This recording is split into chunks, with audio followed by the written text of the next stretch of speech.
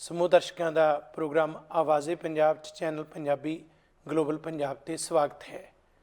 ਅੰਤਰਰਾਸ਼ਟਰੀ ਪੱਧਰ 'ਤੇ ਅੱਜ ਸਭ ਤੋਂ ਵੱਡਾ ਚਿੰਤਾ ਦਾ ਵਿਸ਼ਾ ਹੈ ਯੂਕਰੇਨ ਦੇ ਵਿੱਚ ਜੋ ਇਸ ਵੇਲੇ ਰੂਸ ਦੇ ਵੱਲੋਂ ਕੀਤੇ ਹਮਲੇ ਦੇ ਦੌਰਾਨ ਹੋ ਰਿਹਾ ਨੁਕਸਾਨ ਤੇ ਕੌਮਾਂਤਰੀ ਭਾਈਚਾਰਾ ਇਸ ਤੋਂ ਚਿੰਤਤ ਹੈ।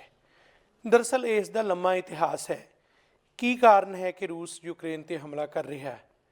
ਕਿੰਨਾ ਦੋ ਸਟੇਟਸ ਦੀ ਆਜ਼ਾਦੀ ਦੀ ਗੱਲ ਹੈ? ਕਿ ਉਹ ਰਸ਼ੀਆ ਦੀ ਆਪਣੀ ਤਾਕਤ ਸੰਗ੍ਰਿਤ ਕਰਨ ਦੀ ਗੱਲ ਹੈ ਜਾਂ ਸੱਚਮੁੱਚ ਉਹਨਾਂ ਨੂੰ ਆਜ਼ਾਦ ਕਰਾਉਣ ਦੀ ਗੱਲ ਹੈ?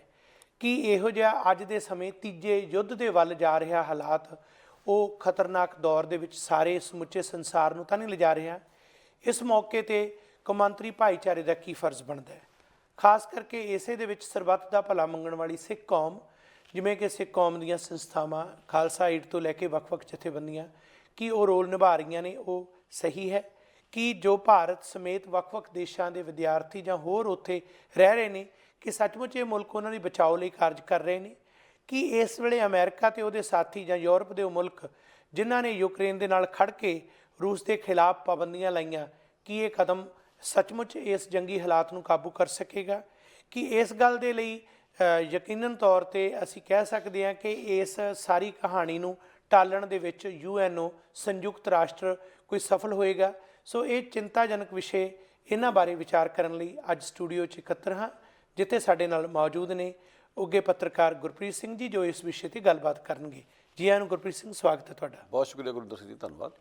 ਮਿਹਰਬਾਨੀ ਜੀ। ਅੰਤਰਰਾਸ਼ਟਰੀ ਪੱਧਰ 'ਤੇ ਬੜਾ ਚਿੰਤਾ ਦਾ ਵਿਸ਼ਾ ਯੂਕਰੇਨ ਦੇ ਵਿੱਚ ਜਿਸ ਤਰ੍ਹਾਂ ਇਸ ਵੇਲੇ ਨੁਕਸਾਨ ਹੋ ਰਿਹਾ ਅਤੇ ਰੂਸ ਦੇ ਵੱਲੋਂ ਹਮਲਾ ਕੀਤਾ ਗਿਆ। ਇਸ ਤੋਂ ਪਹਿਲਾਂ ਕਿ ਅੱਜ ਦੀ ਘਟਨਾ ਜਾਂ ਅੱਜ ਦੇ ਹਾਲਾਤ ਜਿਹੜੇ ਅਜੋਕੇ ਨੇ ਉਹਨਾਂ ਦੀ ਗੱਲ ਕਰੀਏ, ਥੋੜ੍ਹਾ ਅਸੀਂ ਪਿੱਛੇ ਜਾਣਾ ਚਾਹਾਂਗੇ ਕਿ ਇਹ ਸਾਰਾ ਕੁਝ ਜਿਹੜਾ ਕਿਉਂ ਹੋਇਆ, ਰੂਸ ਨੇ ਅਜਿਹਾ ਕਿਉਂ ਕੀਤਾ, ਇਹਦੇ ਕੀ ਕਾਰਨ ਸਨ, ਜਾਂ ਰੂਸ ਦੇ ਜਦੋਂ USSR ਟੁੱਟਿਆ ਉਸ ਤੋਂ ਬਾਅਦ ਜੋ ਕੁਝ ਬਣਿਆ ਉਸ ਵੇਲੇ ਅਮਰੀਕਾ ਤੇ ਬਾਕੀ ਸਾਰਿਆਂ ਦੀ ਕੀ ਭੂਮਿਕਾ ਰਹੀ, ਕਿਉਂ ਯੂਕਰੇਨ ਨੂੰ ਹੀ ਨਿਸ਼ਾਨਾ ਬਣਾਇਆ ਗਿਆ? ਸੋ ਇਹਦੇ 'ਤੇ ਰੌਸ਼ਨੀ ਪਾਓ। ਦੇਖੋ, ਇਸ ਤਰ੍ਹਾਂ ਜਿਹੜਾ ਯੂਕਰੇਨ ਆ ਕਿਸੇ ਵੇਲੇ ਰੂਸ ਦਾ ਹਿੱਸਾ ਸੀਗਾ। ਜਿਵੇਂ ਤੁਸੀਂ ਦੱਸਿਆ, ਜਦੋਂ ਰੂਸ ਖੇਰੂ ਹੋਇਆ ਤਾਂ ਯੂਕਰੇਨ ਵੀ ਉਹਨਾਂ ਤੋਂ ਪਾਸੇ ਹੋਇਆ। ਹੁਣ ਪਿੱਛੇ ਜੇ ਕੀ ਹੋਇਆ ਕਿ ਯੂਕਰੇਨ ਵਾਲੇ ਕਹਿੰਦੇ ਆ ਰਹੇ ਸੀ ਕਿ ਜਿਹੜੇ ਯੂਕਰੇਨ ਦੇ ਵਿੱਚ ਕੁਝ ਲੋਕ ਨੇ ਜਿਹੜੇ ਬਾਗੀਆਨਾ ਸੁਰ ਰੱਖਦੇ ਨੇ, ਉਹਨਾਂ ਨੂੰ ਰੂਸੀ ਸਰਕਾਰ ਇਮਦਾਦ ਦੇ ਰਹੀ ਹੈ, ਉਸ ਵੱਖਵਾਦ ਨੂੰ ਹਵਾ ਦੇ ਰਹੀ ਹੈ, ਜਿਸ ਦੇ ਚੱਲਦੇ ਸਾਡੇ ਮੁਲਕ 'ਚ ਹਾਲਾਤ ਬੜੇ ਭਿਆਨਕ ਬਣੇ ਹੋਏ ਨੇ। ਫਿਰ ਉਸੇ ਸੁਧਾਰ ਵਿੱਚ ਇਹ ਗੱਲ ਚੱਲੀ ਸੀ ਕਿ ਨੈਟੋ ਦਾ ਅੱਡਾ ਇੱਥੇ ਸਥਾਪਿਤ ਕੀਤਾ ਜਾਵੇ। ਰੂਸ ਨੇ ਇਸ ਗੱਲ ਨੂੰ ਧਮਕੀ ਵਜੋਂ ਲਿਆ ਔਰ ਕਿਹਾ ਕਿ ਜੇ ਨੈਟੋ ਦੀ ਗੱਲ ਵੀ ਇੱਥੇ ਕੀਤੀ ਤਾਂ ਆਪਾਂ ਫਿਰ ਨਤੀਜੇ ਭੁਗਤਣ ਲਈ ਤਿਆਰ ਰਹੋ। ਸੋ ਉਕਸਾਹਟ ਤਾਂ ਲਗਾਤਾਰ ਪੈਦਾ ਹੋ ਰਹੀ ਸੀ, ਲਗਾਤਾਰ ਮਾਹੌਲ ਵਿਗੜਦਾ ਜਾ ਰਿਹਾ ਸੀਗਾ ਔਰ ਬਾਹਰਲੇ ਤਾਕਤਾਂ ਵੱਲੋਂ ਬੜਾ ਕੁਝ ਕਿਹਾ ਗਿਆ, ਪਰ ਅਖੀਰ ਗੱਲ ਇੱਥੇ ਆ ਗਈ ਕਿ ਰੂਸ ਨੇ ਯੂਕਰੇਨ 'ਤੇ ਹੁਣ ਚੜ੍ਹਾਈ ਕਰ ਦਿੱਤੀ ਹੈ। ਹਕੀਕਤ ਅੱਜ ਦੀ ਇਹ ਹੈ, ਪਰ ਪਿੱਠਭੂਮੀ ਇਹਦੀ ਇਹੀ ਹੈ ਕਿ ਯੂਕਰੇਨ ਪਹਿਲਾਂ ਉਹਨਾਂ ਦਾ ਹਿੱਸਾ ਸੀਗਾ, ਰੂਸ ਨੂੰ ਰੜਕਦਾ ਸੀ। ਉੱਥੇ ਕੁਝ ਵੱਖਵਾਦੀ ਸਰਕਾਰ ਬਣ ਰਹੇ ਨੇ ਜਿਸ ਤੋਂ ਰੂਸ ਇਮਦਾਦ ਦਿੰਦਾ ਆ ਰਿਹਾ ਔਰ ਯੂਕਰੇਨ ਦੀ ਸਰਕਾਰ ਦੇ ਮਨ 'ਚ ਬੇਚੈਨੀ ਰਹੀ, ਜਿਸ ਦੇ ਚਲਦਿਆਂ ਯੂਕਰੇਨ ਨੂੰ ਬਾਹਰਲੇ ਮੁਲਕਾਂ ਤੋਂ ਮਦਦ ਲੈਣੀ ਪਈ। ਜਿਵੇਂ ਕੈਨੇਡਾ ਦੀ ਮਿਸਾਲ ਲਓ, ਕੈਨੇਡਾ ਵੀ ਲਗਾਤਾਰ ਉਹਨਾਂ ਨੂੰ ਫੌਜੀ ਸਾਜ਼ੋ ਸਮਾਨ ਭੇਜ ਰਿਹਾ, ਸਹਾਇਤਾ ਭੇਜ ਰਿਹਾ, ਜਿਸ ਨੂੰ ਰੂਸ ਨੇ ਧਮਕੀ ਵਜੋਂ ਲਿਆ। ਸੋ ਇਹ ਤਾਂ ਹੈ ਇੱਕ ਮਸਲਾ, ਪਰ ਸਵਾਲ ਇਹ ਵੀ ਪੈਦਾ ਹੁੰਦਾ ਕਿ ਇਹੋ ਜਿਹੇ ਧੱਕੇ ਤਾਂ ਪਹਿਲਾਂ ਵੀ ਹੁੰਦੇ ਰਹੇ ਨੇ, ਅਮਰੀਕਾ ਖੁਦ ਕਰਦਾ ਰਿਹਾ। ਤਾਂ ਉਦੋਂ ਸੰਸਾਰ ਵਿੱਚ ਇਹੋ ਜਿਹੀ ਵਾਦਾ ਕਿਉਂ ਨਹੀਂ ਉੱਠੀਆਂ ਜਿਹੜੀਆਂ ਅੱਜ ਉੱਠ ਰਹੀਆਂ ਨੇ? ਕਿੰਨੇ ਕੁ ਲੋਕ ਉਸ ਵੇਲੇ ਬਾਹਰ ਨਿਕਲੇ ਨੇ? ਕਈ ਤਰ੍ਹਾਂ ਦੇ ਹੋਰ ਨੁਕਤੇ ਜਿਨ੍ਹਾਂ ਉੱਤੇ ਧਿਆਨ ਸਾਨੂੰ ਦੇਣ ਦੀ ਲੋੜ ਹੈ।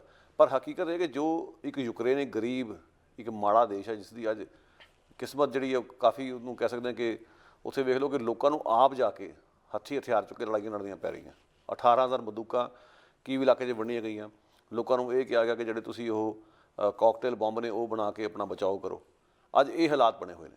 ਸੋ ਇੱਕ ਮੁਲਕ ਜਿਹੜਾ ਕਿ ਬਹੁਤ ਮਾੜਾ ਮੁਲਕ ਹੈ, ਉਸ ਤੋਂ ਕਿਵੇਂ ਇੱਕ ਵੱਡਾ ਮੁਲਕ ਹੜਪਣ ਦੀ ਤਿਆਰੀ 'ਚ ਹੈ, ਇਹ ਵੱਡਾ ਸਵਾਲ ਜਿਸ 'ਤੇ ਸਾਨੂੰ ਗੌਰ ਕਰਨਾ ਚਾਹੀਦਾ ਔਰ ਬਿਲਕੁਲ ਸਵਾਲ ਉੱਠਣੇ ਚਾਹੀਦੇ ਨੇ। ਪਰ ਜਿਹੜੀਆਂ ਵੱਡੀਆਂ ਤਾਕਤਾਂ ਫੇਲ ਹੋਈਆਂ, ਜਿਨ੍ਹਾਂ ਨੇ ਇੱਕ ਤਰੀਕੇ ਨਾਲ ਅਸੀਂ ਕਹਿ ਸਕਦੇ ਹਾਂ ਕਿ ਇੱਕ ਜਿਹਨੂੰ ਕਹਿੰਦੇ ਨਾ ਕਿ ਬੱਕਰੇ ਨੂੰ ਬਘਿਆੜ ਦੇ ਮੂਹਰੇ ਛੱਡ ਦਿੱਤਾ ਹੋਇਆ, ਉਹ ਹਾਲਾਤ ਬਣੇ ਹੋਏ। ਸੋ ਇਹਨਾਂ ਦੀਆਂ ਨੀਤੀਆਂ ਸੀਗੀਆਂ, ਇਹ ਚਾਹੁੰਦੇ ਇਸ ਸੰਕਟ ਨੂੰ ਟਾਲ ਸਕਦੇ ਸੀਗੇ। ਨੈਟੋ ਦਾ ਹੀ ਇਹ ਮਸਲਾ ਸੀਗਾ, ਉਸ ਨੂੰ ਰੂਸ ਨਾਲ ਸਿੱਧੀ ਲੈ ਦੇ ਕਰਦੇ।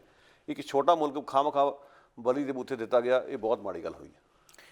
ਇੱਕ ਗੱਲ ਜਿਹੜੀ ਅੱਜ ਸੰਸਾਰ ਦੇ ਹਰ ਬਸ਼ਿੰਦੇ ਦੇ ਵਿੱਚ ਦਿਮਾਗ ਦੇ ਵਿੱਚ ਹੈ, ਉਹ ਇਹ ਹੈ ਕਿ ਜਦੋਂ ਅਸੀਂ ਇਹ ਦੇਖਦੇ ਹਾਂ ਕਿ ਮੁਲਕ ਆਪਣੀ ਜ਼ਮੀਨ ਵਧਾਉਣ ਲਈ ਜਾਂ ਆਪਣੇ ਹੋਰ ਬਸਤੀਆਂ ਬਣਾਉਣ ਲਈ, ਆਪਣੇ ਕਾਬੂ ਨਿੱਕੇ ਮੁਲਕਾਂ ਨੂੰ ਕਰਨ ਲਈ ਅਜਿਹਾ ਕੁਝ ਕਰਦੇ ਨੇ, ਤਾਂ ਇਹ ਮਨੁੱਖਤਾਵਾਦੀ ਸੋਚ ਦਾ ਪੂਰੀ ਤਰ੍ਹਾਂ ਉਸ ਦਾ ਵਿਰੋਧ ਹੈ। ਸੋ ਇਹ ਗੱਲ ਦਾ ਅੱਜ ਤੋਂ ਨਹੀਂ, ਇਸ ਗੱਲ ਦਾ ਸਿਲਸਿਲਾ ਲੰਮੇ ਸਮੇਂ ਤੋਂ ਚੱਲਿਆ ਆ ਰਿਹਾ। ਵੈਸੇ ਤਾਂ ਯੁਗਾਂ ਯੁਗਾਂਤਰਾਂ ਤੋਂ ਸਦੀਆਂ ਤੋਂ ਹੀ ਹੈ ਕਿ ਇੱਕ ਨੂੰ ਹੜੱਪਣਾ, ਕਬਜ਼ ਕਰਨਾ, ਦੂਸਰੇ ਨੂੰ ਜਿਸ ਤਰੀਕੇ ਨਾਲ ਅਸੀਂ ਜਦੋਂ ਇਸੇ ਸੰਦਰਭ 'ਚ ਦੇਖਦੇ ਹਾਂ ਕਿ ਜਦੋਂ ਭਾਰਤ ਪਾਕਿਸਤਾਨ ਦੀ ਵੰਡ ਹੋਈ, ਉਸ ਤੋਂ ਬਾਅਦ ਪਾਕਿਸਤਾਨ ਦੇ ਵਿੱਚੋਂ ਇੱਕ ਹੋਰ ਮੁਲਕ ਬੰਗਲਾਦੇਸ਼ ਅਲੱਗ ਹਿੱਸਾ ਬਣਿਆ, ਉਸ ਵੇਲੇ ਵੀ ਸਵਾਲ ਉੱਠੇ ਕਿ ਇੱਕ ਮੁਲਕ ਨੂੰ ਕਿਉਂ ਦੋ ਹਿੱਸਿਆਂ 'ਚ ਟੁੱਟਿਆ ਕੀਤਾ ਜਾ ਰਿਹਾ। ਇਸੇ ਤਰੀਕੇ ਨਾਲ ਅਮਰੀਕਾ ਨੇ ਜਿੰਨੇ ਵੱਖ-ਵੱਖ ਦੇਸ਼ਾਂ 'ਚ, ਇਰਾਕ ਦੇ ਵਿੱਚ ਜਿੱਥੇ ਕਦੇ ਸਦਾਮ ਹੁਸੈਨ ਨੂੰ ਨਿਸ਼ਾਨਾ ਬਣਾ ਕੇ, ਕਦੇ ਹੋਰ ਬਾਕੀ ਮੁਲਕਾਂ ਨੂੰ ਇਹੋ ਜਿਹਾ ਮਾਹੌਲ, ਚਾਹੇ ਉਹ ਤੇਲ ਦੀ ਜੰਗ ਸੀ ਜਾਂ ਕਿਸੇ ਵੀ ਤਰ੍ਹਾਂ ਦੀ ਸੀ, ਇਸ ਤਰ੍ਹਾਂ ਬਣਾਇਆ। ਪਰ ਬੁਨਿਆਦੀ ਗੱਲ ਇਹ ਹੈ ਕਿ ਅੱਜ ਹਕੀਕਤ ਕੀ ਹੈ। ਇਹ ਠੀਕ ਹੈ ਕਿ ਇਤਿਹਾਸ ਦੀਆਂ ਗਲਤੀਆਂ ਹੋਣਾ ਉਸੇ ਕਾਰਨ ਹੀ ਅੱਜ ਦੇ ਹਾਲਾਤ ਬਣੇ ਨੇ। ਜੇ ਪਹਿਲਾਂ ਕਦੇ ਇਹਨਾਂ ਨੂੰ, ਅਮਰੀਕਾ ਨੂੰ ਵੀ ਇਹਨਾਂ ਗੱਲਾਂ ਤੋਂ ਰੋਕਿਆ ਜਾਂਦਾ, ਸ਼ਾਇਦ ਅੱਜ ਸੰਸਾਰ ਇਸ ਮੂਡ 'ਤੇ ਨਾ ਆਉਂਦਾ, ਪਰ ਉਹ ਹੋ ਗਿਆ। ਅੱਜ ਕੀ ਸਾਡਾ ਫਰਜ਼ ਬਣਦਾ? ਸਵਾਲ ਇੱਥੇ ਆਉਂਦਾ ਕਿ ਅੱਜ ਇੱਕ ਐਡਾ ਤਾਕਤਵਰ ਮੁਲਕ ਰੂਸ ਤੇ ਇੱਕ ਯੂਕਰੇਨ ਜਿਹੜਾ ਕਿ ਗੁਰਬਤ ਦੇ ਨਾਲ ਲੜਾਈ ਲੜ ਰਿਹਾ, ਹੁਣ ਸਾਡਾ ਫਰਜ਼ ਕੀ ਹੈ? ਕੀ ਸਾਡਾ ਫਰਜ਼ ਇਹ ਹੈ ਕਿ ਅਸੀਂ ਇੱਕ ਨਿਰਪੱਖ ਸੋਚ ਦੇ ਅਨੁਸਾਰ ਤਮਾਸ਼ਬੀਨ ਹੋਈਏ? ਕੀ ਸਾਡਾ ਫਰਜ਼ ਇਹ ਹੈ ਕਿ ਅਸੀਂ ਪੀੜਤ ਵਰਗ ਦੇ ਨਾਲ ਖੜੀਏ? ਕੀ ਫਰਜ਼ ਇਹ ਹੈ ਕਿ ਉਸ ਮੌਕੇ 'ਤੇ ਜਿਹੜੀਆਂ ਉਹ ਤਾਕਤਾਂ ਨੇ, ਜਿਨ੍ਹਾਂ ਤਾਕਤਾਂ ਨੇ ਇਹੋ ਜਿਹੇ ਮਾਹੌਲ ਪੈਦਾ ਕੀਤੇ, ਉਹਨਾਂ ਨੂੰ ਸ਼ਾਬਾਸ਼ੇ ਦੇਈਏ, ਜਾਂ ਇਸ ਵੇਲੇ ਅਸੀਂ ਉਹ ਸੰਕਲਪ ਲਈਏ ਜਿਹੜਾ ਕਿਤੇ ਗੁਰੂ ਸਾਹਿਬ ਨੇ ਭਾਈ ਕਨ੍ਹਈਆ ਜੀ ਦੇ ਰੂਪ ਦੇ ਵਿੱਚ ਸਾਨੂੰ ਇਨਸਾਨੀਅਤ ਸੋਚ ਅਨੁਸਾਰ ਦਿੱਤਾ ਸੀ। ਇਹ ਤੋਂ ਪਹਿਲਾਂ ਕਿ ਅਸੀਂ ਆਪਣੇ ਭਾਈਚਾਰਕ ਜਿਹੜੇ ਸਾਡੇ ਸੰਕਲਪ, ਸਿਧਾਂਤ ਆ, ਉਹਨਾਂ 'ਤੇ ਚੱਲੀਏ, ਕੌਮਾਂਤਰੀ ਪੱਧਰ 'ਤੇ ਥੋੜ੍ਹਾ ਜਿਹਾ ਇਸ 'ਤੇ ਨਿਗਾਹ ਮਾਰੀਏ। ਅੱਜ ਬਿਆਨ ਅਸੀਂ ਕਦੇ ਪੜ੍ਹਦੇ ਹਾਂ ਕੈਨੇਡਾ ਦੇ, ਜੋ ਆਪਣਾ ਖੁਦ ਸੈਂਕਸ਼ਨ ਲਾ ਰਿਹਾ, ਕਦੇ ਕੈਨੇਡਾ ਦੇ ਨਾਲ ਯੂਰਪ ਦੇ, ਅਤੇ ਵਿੱਚ ਵਿਚਾਲੇ ਇੰਡੀਆ ਦੇ ਵੀ। ਕੈਨੇਡਾ ਅਤੇ ਅਮਰੀਕਾ ਇਹਨਾਂ ਦੀ ਤਾਂ ਸਪਸ਼ਟ ਨੀਤੀ ਹੈ। ਭਾਰਤ ਕਿੱਥੇ ਖੜ੍ਹਾ? ਇਹਨਾਂ ਦੋਨਾਂ ਚੀਜ਼ਾਂ ਦੇ ਵਿੱਚੋਂ ਥੋੜ੍ਹਾ ਜਿਹਾ ਵਿਸਾਰ 'ਚ ਦੱਸੋ ਕਿ ਕਿਸ ਪਾਸੇ, ਕਿਸ ਢਾਣੀ ਨਾਲ ਕਿਹੜਾ ਕੀ ਰੋਲ ਅਦਾ ਕਰ ਰਿਹਾ। ਦੇਖੋ, ਪਹਿਲੀ ਗੱਲ ਹੈ ਕਿ ਨੈਤਿਕਤਾ ਦੇ ਧਾਰਨਾ ਦੀ ਗੱਲ ਕਰਨੀ ਹੋਵੇ ਤਾਂ ਯੂਕਰੇਨ, ਜਿਵੇਂ ਤੁਸੀਂ ਵੀ ਕਿਹਾ, ਕਿ ਗੁਰਬਤ ਦਾ ਸ਼ਿਕਾਰ ਇੱਕ ਮੁਲਕ, ਜਦੋਂ ਉਸ ਦੇ ਨਾਲ ਧੱਕਾ ਹੋ ਰਿਹਾ, ਇੱਕ ਵੱਡਾ ਦੇਸ਼ ਹੜਪਣ ਦੀ ਤਿਆਰੀ ਵਿੱਚ ਹੈ, ਤਾਂ ਸਾਰੇ ਸੰਸਾਰ ਨੂੰ ਚਾਹੀਦਾ ਕਿ ਉੱਠ ਖੜਾ ਹੋਵੇ ਉਸ ਵੱਡੀ ਤਾਕਤ ਦੇ ਖਿਲਾਫ। ਇਹ ਤਾਂ ਗੱਲ ਇੱਕ ਸਿਧਾਂਤਕ ਸਵਾਲ ਹੈ। ਹਾਂਜੀ, ਪਰ ਸਵਾਲ ਇਹ ਵੀ ਨਾਲ ਪੈਦਾ ਹੁੰਦਾ ਕਿ ਕੀ ਇਸ ਵੇਲੇ ਸਿਰਫ ਜੋ ਕੁਝ ਹੋ ਰਿਹਾ ਯੂਕਰੇਨ ਵਿੱਚ ਹੀ ਹੋ ਰਿਹਾ, ਜਾਂ ਜੋ ਕੁਝ ਕੀਤਾ ਜਾ ਰਿਹਾ ਰੂਸ ਦੀ ਸਰਕਾਰ ਵੱਲੋਂ ਹੀ ਕੀਤਾ ਜਾ ਰਿਹਾ?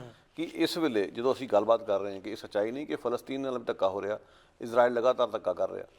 ਅੱਜ ਜਿਹੜੇ ਇੱਥੇ ਮਗਰਮੱਛ ਦੇ ਹੰਝੂ ਘੇਰਦੇ ਫਿਰਦੇ ਇੱਥੇ ਸਾਡੇ ਜਿਹੜੇ ਪੱਛਮੀ ਦੇਸ਼ਾਂ ਦੇ ਸਿਆਸਤਦਾਨ, ਜਿਹਨਾਂ ਨੂੰ ਬਹੁਤ ਦੁੱਖ ਇਸ ਗੱਲ ਦਾ ਕਿ ਯੂਕਰੇਨੀਆਂ ਨਾਲ ਧੱਕਾ ਹੋ ਰਿਹਾ, ਉਹਨਾਂ ਨੂੰ ਫਲਸਤੀਨੀਆਂ ਦੀਆਂ ਸਿਸਕੀਆਂ ਨਹੀਂ ਸੁਣਾਈ ਦਿੰਦੀਆਂ।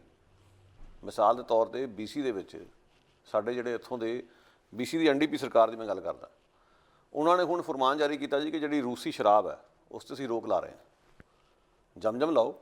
ਪਰ ਫਲਸਤੀਨੀ ਦੇ ਹੱਕ ਵਿੱਚ ਲੋਕ ਲਗਾਤਾਰ ਪਿਛਲੇ ਕਈ ਮਹੀਨਿਆਂ ਤੋਂ ਰੌਲਾ ਪਾਉਂਦੇ ਆ ਰਹੇ ਨੇ ਕਿ ਇਜ਼ਰਾਈਲੀ ਸ਼ਰਾਬ ਜਿਹੜੀ BC ਦੇ ਲਿਕਰ ਸਟੋਰਾਂ ਦੇ ਵਿੱਚ ਆ ਰਹੀ ਹੈ, ਇਸ ਨੂੰ ਰੋਕਿਆ ਜਾਵੇ, ਕਿਉਂਕਿ ਫਲਸਤੀਨੀ ਨਾਲ ਧੱਕਾ ਹੋ ਰਿਹਾ। ਔਰ ਇਸੇ ਸਰਕਾਰ ਦੇ ਮੰਤਰੀ ਉਹਨਾਂ ਨੂੰ ਇਹ ਕਹਿ ਕੇ ਟਰਕਾਉਂਦੇ ਰਹੇ ਨੇ ਕਿ ਇਹ ਤਾਂ ਲੋਕਾਂ ਦੀ ਚੋਇਸ ਦਾ ਮਸਲਾ ਕਿ ਉਹਨਾਂ ਨੇ ਕਿਹੜੀ ਸ਼ਰਾਬ ਪੀਣੀ, ਕਿਹੜੀ ਨਹੀਂ ਪੀਣੀ। ਅਤੇ ਹੁਣ ਅੱਜ ਕੀ ਹੋਇਆ? ਅੱਜ ਵਿਰੋਧੀ ਧਿਰ ਲਿਬਰਲ ਪਾਰਟੀ ਦੇ ਸੱਤਾਧਾਰੀ NDP ਇਕੱਠੇ ਨੇ, ਇੱਕੋ ਸਾਂਝ ਭੈਲੀ ਉਹਨਾਂ ਦੀ।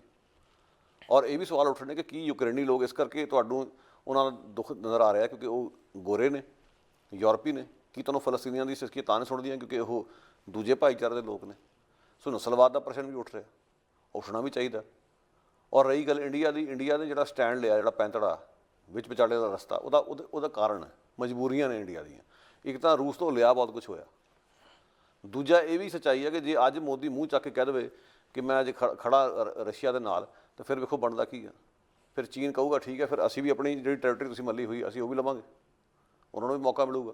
ਉਹ ਤਾਇਵਾਨ ਨੂੰ ਵੀ ਹੜਪ ਸਕਦੇ ਆ, ਉਹ ਇੰਡੀਆ ਵਿੱਚ ਉਹਨਾਂ ਥਾਵਾਂ 'ਤੇ ਹਮਲੇ ਕਰ ਸਕਦੇ ਜਿਹੜੀਆਂ ਚੀਨ ਕਹਿੰਦਾ ਰਿਹਾ ਕਿ ਸਾਡੀ ਟੈਰੀਟਰੀ ਹੁੰਦੀ ਸੀਗੀ। ਠੀਕ ਹੈ ਨਾ ਗੱਲ? ਸੋ ਇਸ ਕਰਕੇ ਇੰਨਾ ਸੌਖਾ ਨਹੀਂ ਹੈ ਸਟੈਂਡ ਲੈਣਾ ਵਾਲਾ। ਪਰ ਨੈਤਿਕਤਾ ਇਸ ਗੱਲ ਦੀ ਮੰਗ ਕਰਦੀ ਕਿ ਤੁਸੀਂ ਸਪਸ਼ਟ ਲਾਈਨ ਲਓ। ਮੋਦੀ ਦਾ ਜਿਹੜਾ ਆਪਣੇ ਆਪ 'ਚ ਨਿਰਪੱਖ ਰਹਿਣਾ ਵੀ ਦਰਅਸਲ ਦੇਖਿਆ ਜਾਵੇ ਤਾਂ ਰੂਸ ਦੇ ਹੱਕ 'ਚ ਹੀ ਜਾ ਰਿਹਾ, ਕਿਉਂਕਿ ਤੁਸੀਂ ਸੌਦਾ ਪਤਾ ਲਿਆ ਉਹਨਾਂ ਤੋਂ, ਤੁਸੀਂ ਸਿੱਧੇ ਤੌਰ 'ਤੇ ਵਿਗਾੜ ਨਹੀਂ ਸਕਦੇ। ਤਾਂ ਕਰਕੇ ਇੰਡੀਆ ਇਸ ਸਮੇਂ ਖਾਮੋਸ਼ ਹੋ ਕੇ ਬੈਠਾ ਜਾਂ ਉਸ ਦੇ ਵਿੱਚ ਵਿਚਾਲੇ ਦਾ ਰਸਤਾ ਲਿਆ। ਕਈ ਲੋਕ ਤਾਂ ਇਸ ਗੱਲ ਦੀ ਸ਼ਲਾਘਾ ਵੀ ਕਰਦੇ ਫਿਰਦੇ ਕਿ ਮੋਦੀ ਦਾ ਸਟੈਂਡ ਫਿਰ ਵੀ ਬਿਹਤਰ ਹੈ ਕਿ ਘੱਟੋ ਘੱਟ ਉਲਾਰ ਹੋ ਕੇ ਰੂਸ ਦੇ ਆਪਣਾ ਯੂਕਰੇਨ ਦੇ ਨਾਲ ਨਹੀਂ ਗਿਆ। ਇਹ ਤਾਂ ਗੱਲ ਵੈਸੇ ਹੀ ਬਹੁਤ ਮਾੜੀ ਹੈ। ਯੂਕਰੇਨ ਇੱਕ ਮਾੜਾ ਗਰੀਬ ਦੇਸ਼ ਹੈ ਜਿਸ ਦੀ ਸਹਾਇਤਾ ਹਰ ਇੱਕ ਨੂੰ ਕਰਨੀ ਚਾਹੀਦੀ ਹੈ, ਪਰ ਸਹਾਇਤਾ ਜਿਸ ਤਰੀਕੇ ਨਾਲ ਦਿੱਤੀ ਜਾ ਰਹੀ ਉਹ ਮਸਲਾ ਹੱਲ ਨਹੀਂ ਗਾ। ਪਹਿਲਾਂ ਤਾਂ ਵੇਖੋ ਵੱਡੀਆਂ ਤਾਕਤਾਂ ਨੇ ਹਾਲਾਤ ਉੱਥੋਂ ਤੱਕ ਪਹੁੰਚਣ ਕਿਉਂ ਦਿੱਤੇ? ਜੇ ਗੱਲ ਨੈਟੋ ਦੀ ਹੀ ਸੀ, ਲੈ ਦੇ ਰਸ਼ੀਆ ਨਾਲ ਹੋ ਸਕਦੀ ਸੀ, ਅਤੇ ਯੂਕਰੇਨ ਨੂੰ ਹੀ ਬਲੀ ਦਾ ਬੱਕਰਾ ਕਿਉਂ ਬਣਨ ਦਿੱਤਾ ਗਿਆ? ਮੈਦਾਨ ਜੰਗ ਕਿਉਂ ਬਣਨ ਦਿੱਤਾ ਗਿਆ? ਅੱਜ ਜੇ ਰੂਸ ਅਤੇ ਯੂਕਰੇਨ 'ਚ ਲੜਾਈ ਚੱਲਦੀ ਰਹੀ ਇਸ ਤਰੀਕੇ ਨਾਲ, ਉਹਦੇ ਵਿੱਚ ਕੀ ਹੋਊਗਾ ਕਿ ਯੂਕਰੇਨ ਦਾ ਨੁਕਸਾਨ ਤਾਂ ਹੋਣਾ ਹੀ ਹੋਣਾ। ਇਹਨਾਂ ਸਰਕਾਰਾਂ ਦੀ ਨੀਤੀ ਇਹ ਆ ਕਿ ਜਿਹਨੂੰ ਕਹਿੰਦੇ ਕੂਟਨੀਤੀ, ਕਿ ਰੂਸ ਦਾ ਆਰਥਿਕ ਨੁਕਸਾਨ ਨਾ ਕਰ ਦਿਓ ਕਿ ਇਹ ਸਾਡੇ ਨਾਲ ਮੁਕਾਬਲਾ ਕਰਨ ਦੀ ਹਾਲਤ 'ਚ ਨਾ ਰਹਿਣਾ, ਸਾਰੀ એનર્ਜੀ ਉੱਥੇ ਝੋਕ ਦੇਣ। ਪਰ ਉਸ ਦਾ ਨੁਕਸਾਨ ਕਿਹਨੂੰ ਹੋਣਾ? ਜਿਹੜਾ ਸਭ ਤੋਂ ਮਾੜਾ, ਸਭ ਤੋਂ ਗਰੀਬ, ਸਭ ਤੋਂ ਕਮਜ਼ੋਰ ਉਸ ਦਾ ਹੋਊਗਾ। ਔਰ ਇਹਨਾਂ ਨੇ ਨੰਬਰ ਇਸ ਗੱਲ ਦੇ ਬਣਾਉਣੇ ਆ, ਯੂਕਰੇਨ ਤੋਂ ਅਸੀਂ ਰਿਫਿਊਜੀ ਲਿਆਵਾਂਗੇ, ਉਹਨਾਂ ਨੂੰ ਕਲਾਵੇ ਚਲਾਵਾਂਗੇ, ਇੱਥੇ ਵੀ ਨੰਬਰ ਬਣਾ, ਉੱਧਰ ਵੀ ਨੰਬਰ ਬਣਾ। ਇਹ ਨੰਬਰ ਗੇਮ ਜਿਹੜੀ ਚੱਲ ਰਹੀ ਹੈ, ਇਹ ਗੱਲ ਬਹੁਤ ਹੀ ਵਧੀਆ ਨਹੀਂ। ਕੋਈ ਦੂਰਅੰਦੇਸ਼ ਨੀਤੀ ਅਪਣਾਉਣ ਦੀ ਲੋੜ ਹੈ। ਰੂਸ ਦੀ ਘੇਰਾਬੰਦੀ ਦ੍ਰਿੜ ਤਰੀਕੇ ਨਾਲ ਹੋਣੀ ਚਾਹੀਦੀ। ਇਕੱਲੇ ਇਹ ਬਿਆਨਬਾਜ਼ੀ ਨਾਲ ਗੱਲ ਨਹੀਂ ਬਣਨੀ। ਹਾਲਾਂਕਿ ਮਦਦ ਭੇਜੀ ਜਾ ਰਹੀ ਹੈ, ਪਰ ਮੇਰਾ ਲੱਗਦਾ ਕਾਫੀ ਕੁਝ ਹੋਰ ਕਰਨ ਦੀ ਲੋੜ ਹੈ। ਰੂਸ 'ਤੇ ਪ੍ਰੈਸ਼ਰ ਬਿਲਡ ਕਰਨ ਲਈ ਹੋਰ ਕੋਈ ਤਰੀਕਾ ਲੱਭ ਕੇ ਤੇ ਉਸ ਨੂੰ ਮੋੜਨਾ ਪਊਗਾ, ਕਿਉਂਕਿ ਇਸ ਸਮੇਂ ਰੂਸ ਹੀ ਜਿਹੜਾ ਉਹ ਵੱਡੀ ਤਾਕਤ ਹੈ, ਯੂਕਰੇਨ ਵੱਡੀ ਤਾਕਤ ਨਹੀਂ ਹੈ। ਯੂਕਰੇਨ ਦੇ ਜਿਹੜਾ ਨਾ ਪ੍ਰਸੰਗ 'ਚ ਗੱਲ ਨੂੰ ਸਮਝਣ ਦੀ ਕੋਸ਼ਿਸ਼ ਕੀਤੀ ਜਾਵੇ, ਜਿਹੜੀ ਕਿ ਗਰੀਬ ਤੇ ਕਮਜ਼ੋਰ ਧਿਰ ਹੈ, ਤਾਂ ਸ਼ਾਇਦ ਅਸੀਂ ਕੋਈ ਸਹੀ ਹੱਲ ਕੱਢ ਸਕਾਂਗੇ। ਇਸ ਗੱਲ ਦੇ ਵਿੱਚ ਦੋ ਰਾਮਾਂ ਨਹੀਂ ਕਿ ਬਹੁਤ ਸਾਰੇ ਵਿਦਿਆਰਥੀ ਅੰਤਰਰਾਸ਼ਟਰੀ ਪੱਧਰ ਤੇ ਯੂਕਰੇਨ ਦੇ ਵਿੱਚ ਗਏ ਹੋਏ ਨੇ, ਜਿਨ੍ਹਾਂ ਦੇ ਵਿੱਚੋਂ ਭਾਰਤੀ ਵਿਦਿਆਰਥੀ ਵੀ ਨੇ, ਪੰਜਾਬ ਦੇ ਵੀ ਨੇ, ਜਿਨ੍ਹਾਂ ਦੀਆਂ ਸਿਸਕੀਆਂ ਰੋਜ਼ ਸੁਣਦੇ ਆ, ਜਿਨ੍ਹਾਂ ਨੂੰ ਕਿਹਾ ਜਾ ਰਿਹਾ ਕਿ ਪੋਲੈਂਡ ਦੇ ਬਾਰਡਰ ਤੇ ਆਓ ਜਾਂ ਕੀਵ ਤੱਕ ਪਹੁੰਚੋ। ਸੈਂਕੜੇ ਕਿਲੋਮੀਟਰ ਦੂਰੀ ਤੇ ਸਥਿਤ ਨੇ ਇਹ ਅੰਬੈਸੀਆਂ, ਪਰ ਉਹ ਲਗਾਤਾਰ ਆਪਣੀ ਵੀਡੀਓਜ਼ ਰਾਹੀਂ ਦੱਸ ਰਹੇ ਨੇ ਕਿ ਦਾਅਵੇ ਜਿਹੜੇ ਭਾਰਤ ਦੇ ਇਹ ਬਿਲਕੁਲ ਖੋਖਲੇ ਨੇ ਕਿ ਆਪਣੇ ਉਹ ਪੀੜਤਾਂ ਦੀ ਮਦਦ ਕਰ ਰਿਹਾ, ਜਦੋਂ ਕਿ ਅਸੀਂ ਰੋ ਪਿੱਟ ਕੇ ਇਸ ਹਾਲਾਤ ਦੇ ਵਿੱਚੋਂ ਦੀ ਪਹੁੰਚ ਚੁੱਕੇ ਹਾਂ ਕਿ ਸਾਡੀ ਜ਼ਿੰਦਗੀ ਮੌਤ ਦਾ ਸਵਾਲ ਹੈ। ਤੇ ਇਸ ਤਰ੍ਹਾਂ ਦੀ ਉਹਨਾਂ ਨਾਲ ਧੱਕੇਸ਼ਾਹੀ ਵਧੀਕੀ ਹੋ ਰਹੀ ਹੈ। 20-30 ਹਜ਼ਾਰ ਦੀ ਗਿਣਤੀ ਹੈ ਜਿਹੜੇ ਕਿ ਖਾਸ ਤੌਰ ਤੇ ਮੈਡੀਸਨ ਦੇ ਵਿਦਿਆਰਥੀ ਨੇ। ਮੈਡੀਕਲ ਖੇਤਰ ਨਾਲ ਸੰਬੰਧਿਤ ਉਹਨਾਂ ਵਿਦਿਆਰਥੀਆਂ ਦੇ ਬਾਰੇ ਇੱਕ ਖਾਸ ਤੌਰ ਤੇ ਇਸ ਵੇਲੇ ਟਿੱਪਣੀ ਚੱਲ ਰਹੀ ਹੈ ਕਿ ਇਹ ਮਸਲਾ ਜਿਹੜਾ ਜਿਸ ਕਿਸਮ ਦਾ ਇਸ ਵੇਲੇ ਬਣਿਆ ਹੋਇਆ, ਉਸ ਵੇਲੇ ਉਹਨਾਂ ਨੂੰ ਬਚਾਓ ਕਰਨ ਲਈ ਕੀ ਭਾਰਤ ਜਾਂ ਉਸ ਦੇ ਨਾਲ ਉਸ ਦਾ ਜਿਹੜਾ ਸੂਬਾਈ ਪੱਧਰ ਤੇ ਪੰਜਾਬ ਜਾਂ ਬਾਕੀ ਸੂਬੇ ਨੇ ਉਹ ਕੀ ਰੋਲ ਅਦਾ ਕਰ ਰਹੇ ਨੇ। ਇੱਥੇ ਇੱਕ ਸਵਾਲ ਬੜਾ ਵੱਡਾ ਉਠਾਇਆ ਜਾ ਰਿਹਾ ਕਿ ਇਹ ਵਿਦਿਆਰਥੀ ਕਿਉਂ ਉੱਥੇ ਹਜ਼ਾਰਾਂ ਦੀ ਤਾਦਾਦ ਦੇ ਵਿੱਚ ਮੈਡੀਕਲ ਕੋਰਸ ਕਰਨ ਗਏ। ਉਹਦਾ ਉੱਤਰ ਇਹ ਸੀ ਕਿ ਉਹੀ ਮੈਡੀਕਲ ਦੀਆਂ MBBS ਦੀਆਂ ਸੀਟਸ ਜੇ ਇੰਡੀਆ ਦੇ ਵਿੱਚ ਉਹਨਾਂ ਨੇ ਲੈਣੀਆਂ ਨੇ 30-40 ਲੱਖ ਰੁਪਈਆ ਖਰਚਣਾ ਪੈਂਦਾ, ਪਰ ਯੂਕਰੇਨ ਕਿਉਂਕਿ ਗਰੀਬ ਹੈ, ਉਸ ਦੀ ਆਰਥਿਕਤਾ ਨੂੰ ਹੁਲਾਰਾ ਉਨੇ ਕੁ ਨਾਲ ਮਿਲਦਾ ਹੈ, 8-10 ਲੱਖ ਦੇ ਵਿੱਚ ਖਰਚ ਕੇ ਵਿਦਿਆਰਥੀ ਉੱਥੇ ਚਲੇ ਗਏ ਤੇ ਉੱਥੋਂ ਮੈਡੀਕਲ ਦੀ ਡਿਗਰੀ ਲਿਆ ਕੇ ਅੱਗੇ ਫੈਲਣਗੇ। ਹੁਣ ਬੁਨਿਆਦੀ ਗੱਲ ਦੇਖੀਏ ਕਿ ਆਪਣੇ ਦੇਸ਼ ਦੇ ਵਿੱਚ ਹਥਿਆਰਾਂ ਤੇ ਅਰਬਾਂ ਖਰਬਾਂ ਰੁਪਈਆ ਭਾਰਤ ਵਾਸੀ ਲਾਉਂਦੇ ਨੇ। ਸਰਕਾਰ ਹਕੂਮਤ ਜੋ ਕੁਝ ਕਰ ਰਹੀ ਹੈ ਦੁਨੀਆ ਦੇ ਵਿੱਚ ਆਪਣੇ ਆਪ ਨੂੰ ਵੱਡੀ ਤਾਕਤ ਬਣਾਉਣ ਲਈ ਉਸ ਨੂੰ ਪੇਸ਼ ਕਰ ਰਹੀ ਹੈ, ਪਰ ਮਹਿੰਗਾਈ ਪੜ੍ਹਾਈ ਦੇ ਵਿੱਚ ਐਜੂਕੇਸ਼ਨ ਦੇ ਵਿੱਚ ਜਿਸ ਕਿਸਮ ਦੀ ਹੈ, ਮਜਬੂਰਨ ਇਹ ਵਿਦਿਆਰਥੀ ਉੱਥੇ ਗਏ ਨੇ, ਅੱਜ ਮੌਤ ਦੇ ਮੂੰਹ 'ਚ ਨੇ, ਤੜਪ ਰਹੇ ਨੇ। ਸੋ ਇਸ ਦੇ ਵਿੱਚ ਇੱਕ ਤਾਂ ਉਹਨਾਂ ਦੀ ਰੱਖਿਆ ਦੀ ਗੱਲ, ਇੱਕ ਦੂਜੀ ਜਿਹੜੀ ਨੀਤੀ ਹੈ ਇੰਡੀਆ ਦੀ, ਜਿਸ ਕਿਸਮ ਦੀ ਸਰਕਾਰਾਂ ਦੀ ਸਟ੍ਰੈਟਜੀ ਹੈ ਕਿ ਮਹਿੰਗੀ ਵਿੱਦਿਆ ਦਾ ਬੁਨਿਆਦੀ ਤੌਰ ਤੇ ਜਿਹੜਾ ਲੋਕਾਂ ਦੇ ਲਈ ਫਾਇਦਾ ਹੋਣਾ, ਉਸ ਦੀ ਥਾਂ ਤੇ ਉਹ ਵਿਦਿਆਰਥੀ ਧੱਕੇ ਖਾ ਰਹੇ ਨੇ ਉੱਥੇ ਤੇ ਮੌਤ ਦੇ ਮੂੰਹ 'ਚ ਨੇ। ਸੋ ਇਹਨਾਂ ਨੁਕਤਿਆਂ ਨੂੰ ਤੁਸੀਂ ਕਿਵੇਂ ਵੇਖਦੇ ਹੋ? ਗੱਲ ਅਸਲ ਗੁਰਿੰਦਰ ਸਿੰਘ ਜੀ, ਅੱਜ ਜਿਹੜੇ ਲੋਕ ਕਹਿ ਰਹੇ ਨੇ ਕਿ ਅਸੀਂ ਉੱਥੋਂ ਇੱਕ ਆਪਰੇਸ਼ਨ ਗੰਗਾ ਚਲਾਇਆ ਗਿਆ, ਅਖੌਤੀ ਗੰਗਾ ਰੱਖ ਕੇ ਨਾਮ ਆਪਰੇਸ਼ਨ ਦਾ, ਵਿਦਿਆਰਥੀ ਲਿਆਉਣ ਦੀ ਖਾਤਰ। ਪਤਾ ਨਹੀਂ ਉਹ ਗੰਗਾ ਕਿਹੜੀ ਦਾ ਹਵਾਲਾ ਦੇ ਰਹੇ ਨੇ ਉਹ ਔਰ ਕਿਸ ਹਿਸਾਬ ਨਾਲ ਦੇ ਰਹੇ, ਪਰ ਅਜੇ ਵੀ ਕੰਮ ਕੁਝ ਨਹੀਂ ਹੋਇਆ ਉੱਥੇ। ਦਾਅਵੇ ਬੜੇ ਕੀਤੇ ਗਏ ਨੇ, ਬੜੇ ਲੋਕ ਲੈ ਆਏ ਆਪਾਂ, ਕੋਈ ਕਹਿੰਦਾ 400 ਲੋਕੀ ਆਏ ਨੇ, ਕੋਈ ਕਹਿੰਦਾ 500, ਕੋਈ ਕਹਿੰਦਾ 900, ਪਰ ਅਜੇ ਵੀ ਸਟੂਡੈਂਟ ਉੱਥੇ ਫਸੇ ਪਏ। ਪਰ ਜਿਹੜੀ ਗੱਲ ਤੁਸੀਂ ਕਹਿ ਕੇ ਹਟੇ ਹੋ, ਦਰਅਸਲ ਤੁਹਾਡੇ ਸਵਾਲ ਵਿੱਚ ਇਸ ਦਾ ਜਵਾਬ ਲੁਕਿਆ ਹੋਇਆ। ਪਹਿਲੀ ਗੱਲ ਕਿ ਇਹ ਸਟੂਡੈਂਟ ਉੱਥੇ ਗਏ ਕਿਹੜੀ ਗੱਲੋਂ, ਜਾਣਾ ਕਿਉਂ ਪਿਆ ਉਹਨਾਂ ਨੂੰ?